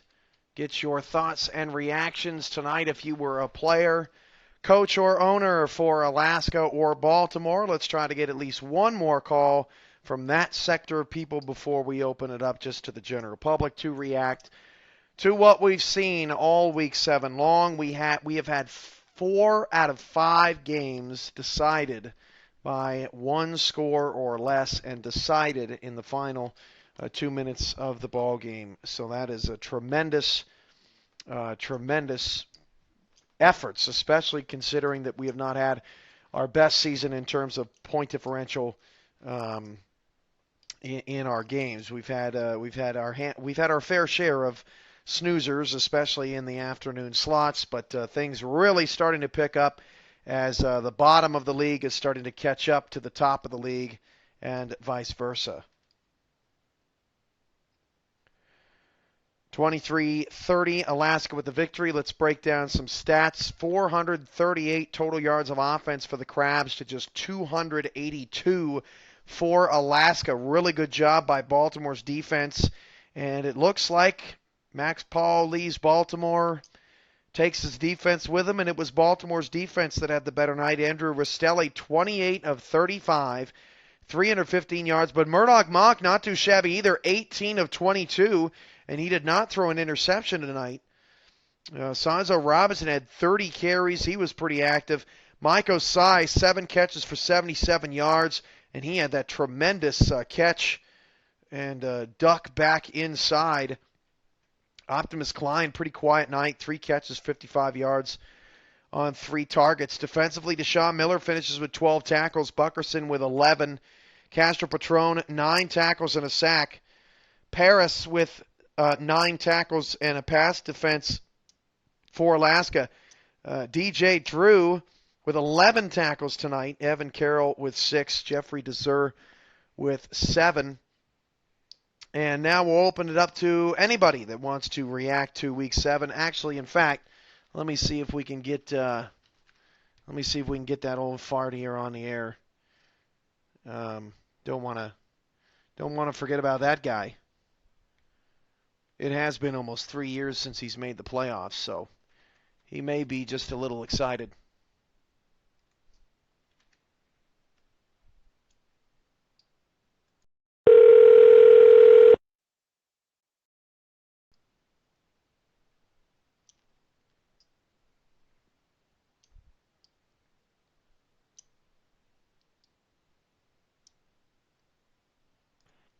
You're on the postgame show.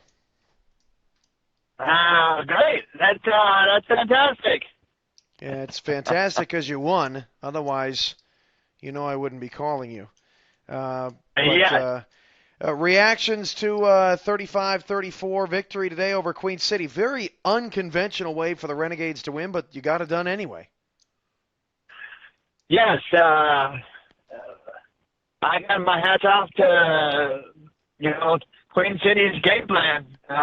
They found a way to force me to make some serious changes for next week on that defense because they found ways to poke and prod and hit gaps and go up the middle. I mean, outside, flats, post routes. I really didn't have an answer until, the defensive coordinator just kept plugging away, and finally at the fourth quarter, we started to figure out what they were doing.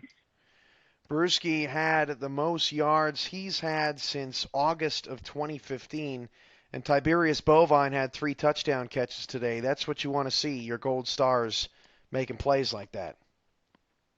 Yeah, that is so important to our offense to get those 2 guys involved.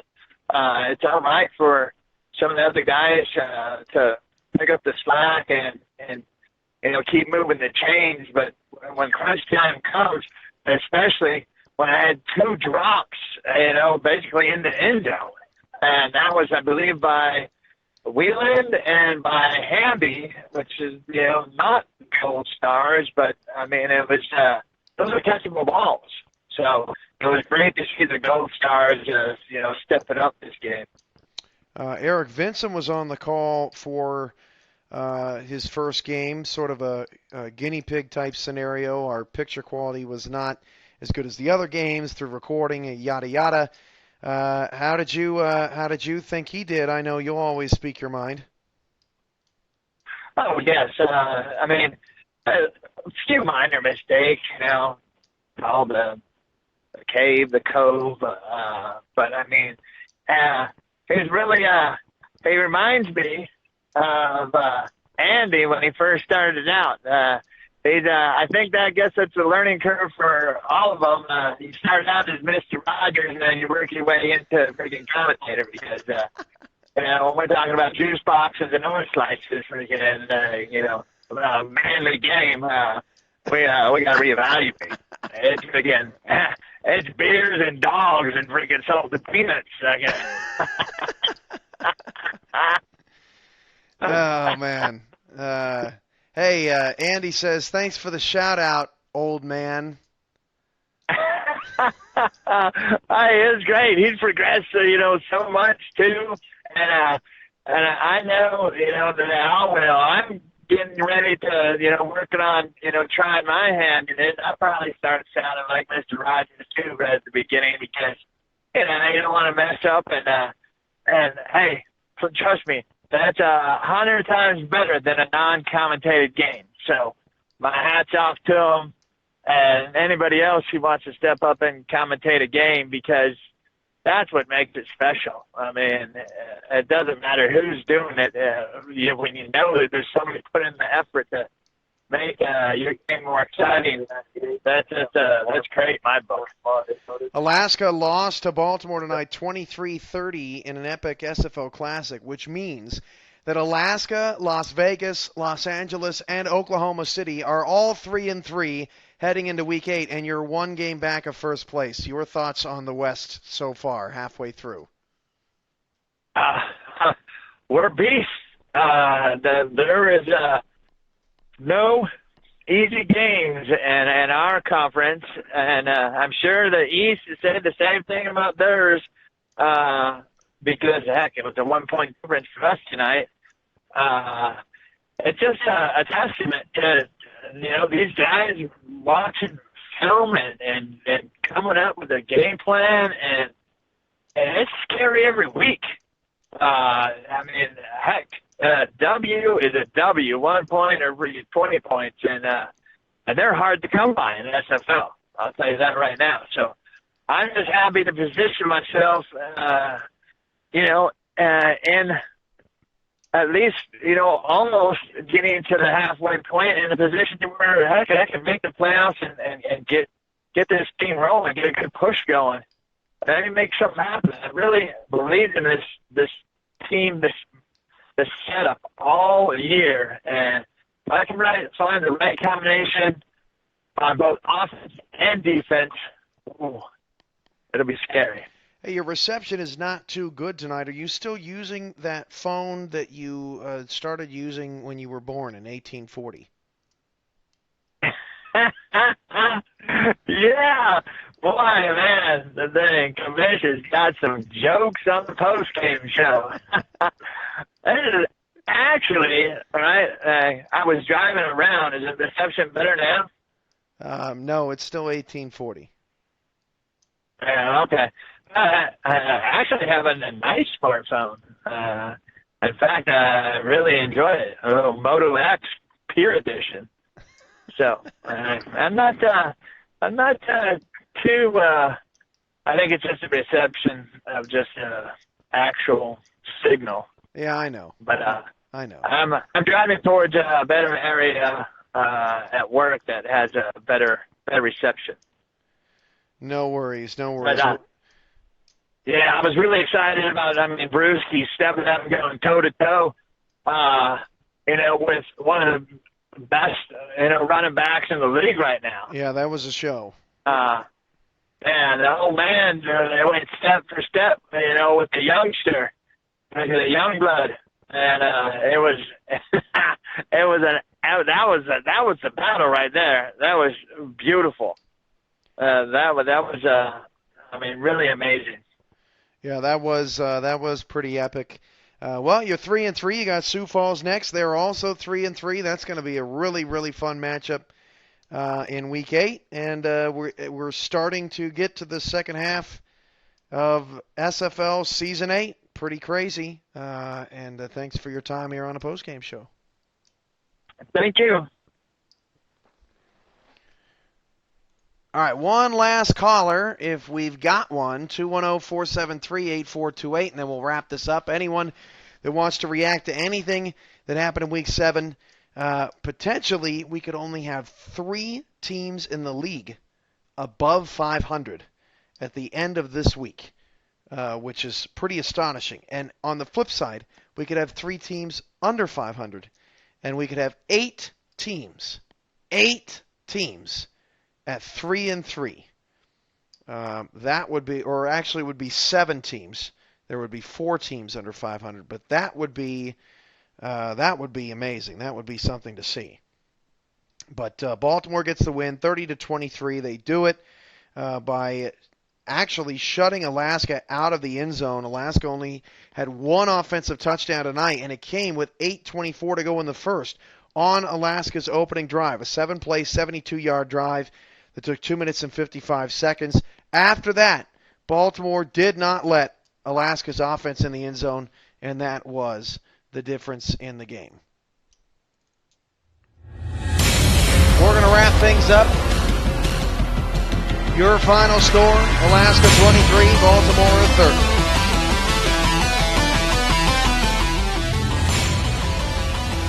I'm your play-by-play commentator, Cameron Irvine. This has been a presentation of the Simulation Football League of the SFL Network from Old Days Stadium in Baltimore, Maryland, at our SFL headquarters in Denton, Texas.